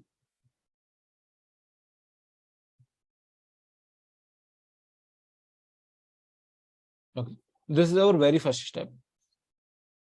Now let's see that how many parity bits are needed in a single error correcting. So SEC means single error correcting code.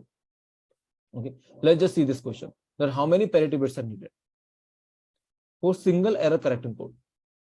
You got my question?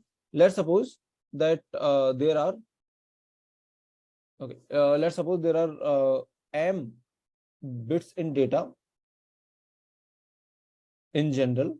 Okay, and yeah, I think they will give this only, right? M bits in data, and you need to find R. We need to find R, where R is number of bits for parity.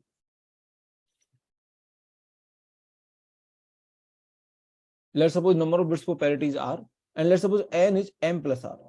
Okay, which means length of the code word.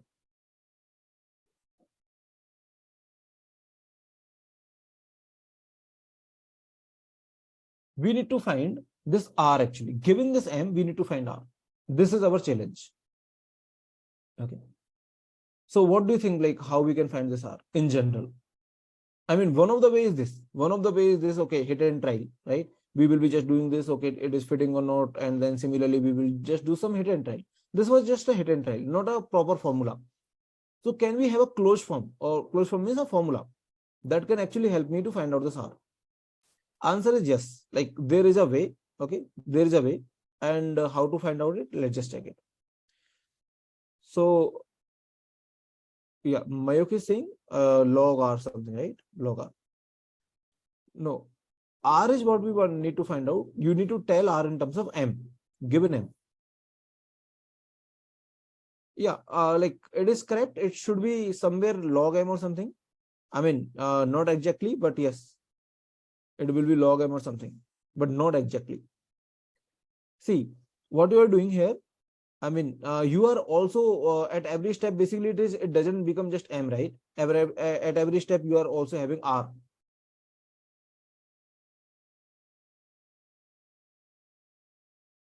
So you need to find out the number of bits that are required, right? So let me just think about it loudly. So these are the m bits that you have, right? These are the m bits that you have. Now, in somewhere in between, you have r bits also. Okay. So suppose this is parity, this is parity. I don't know. Maybe this is parity. Somewhere in between, you have r bits also, and these are the m bits. So total are m plus r bits, isn't it? These total are m plus r bits. I need to find this r.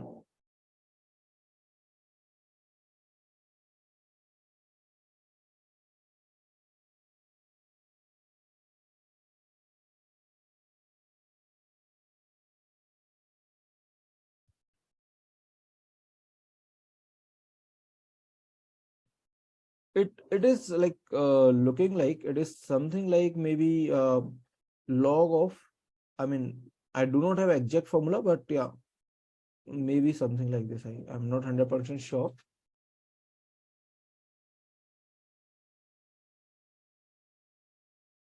No, r is log of m plus r, right? So what do you think? You want to take it as a homework? I mean, we can do it, but I think that you can take it as a homework, and then you can just solve it later. I mean, we can solve it in the tomorrow class. Okay. So do one thing. It is very interesting exercise. Do one thing. Just try it out as like what should be the value of r. I mean, we have just tried out as an hit and trial, but we need to find out some good way, and that is on the next page. But we are not interested in the solution directly. Maybe we will be just trying. The final answer is this. Maybe r is actually greater than or equal to, you can say, log of m plus r plus 1, something like this. But we need to come up with this answer, right? Okay. So you just take it as a homework. You find out this r, and then we can do this in the next class, because we already are having like 12 p.m. Okay. So by the way, have you tried one question that was in GATE 2022 supernetting question?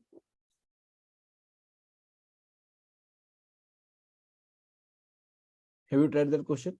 So if you have not tried, please try that, and then we can solve. That question is easy, but you should try it once.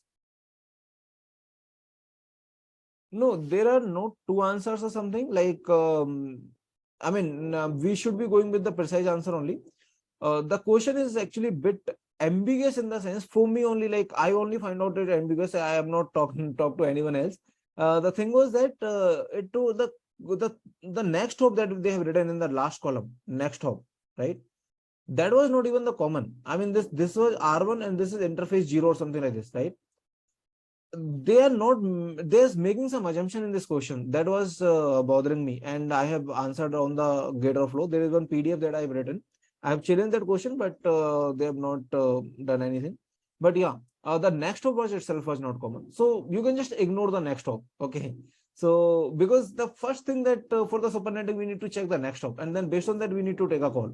But the next hop itself was differing. So for that question, uh, they did like according to me, that question is ambiguous. I mean, the next stop at least should be same. Okay, I will explain that why that is the case in the next lecture maybe. Or what you can do in the gate or flow, I have answered the question, but that answer doesn't contain all of this explanation.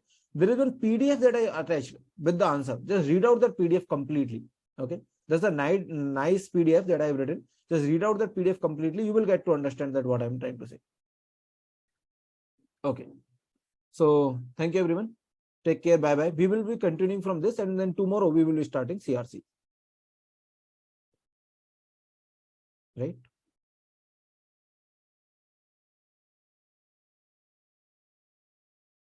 Okay. Is there any doubt? Okay. Aloha, like we will just cover some basic of it, and we will not go too much of that. I mean, that is in syllabus or not, it depends. Actually, they've just asked, I think, two questions in last 30 years. Maybe we can just touch upon this. I mean, they have not asked from last many years, just two or three questions, I think. Yeah, in recent gate they have asked, but it doesn't mean that we should be covering everything that whatever they have asked in the recent gate, right? So yeah, there was just one formula that they have asked, but there was just one or two questions till now, or maybe three questions at max. So we can cover it, obviously, not a problem. So take care, bye bye. I will see you in the next class tomorrow.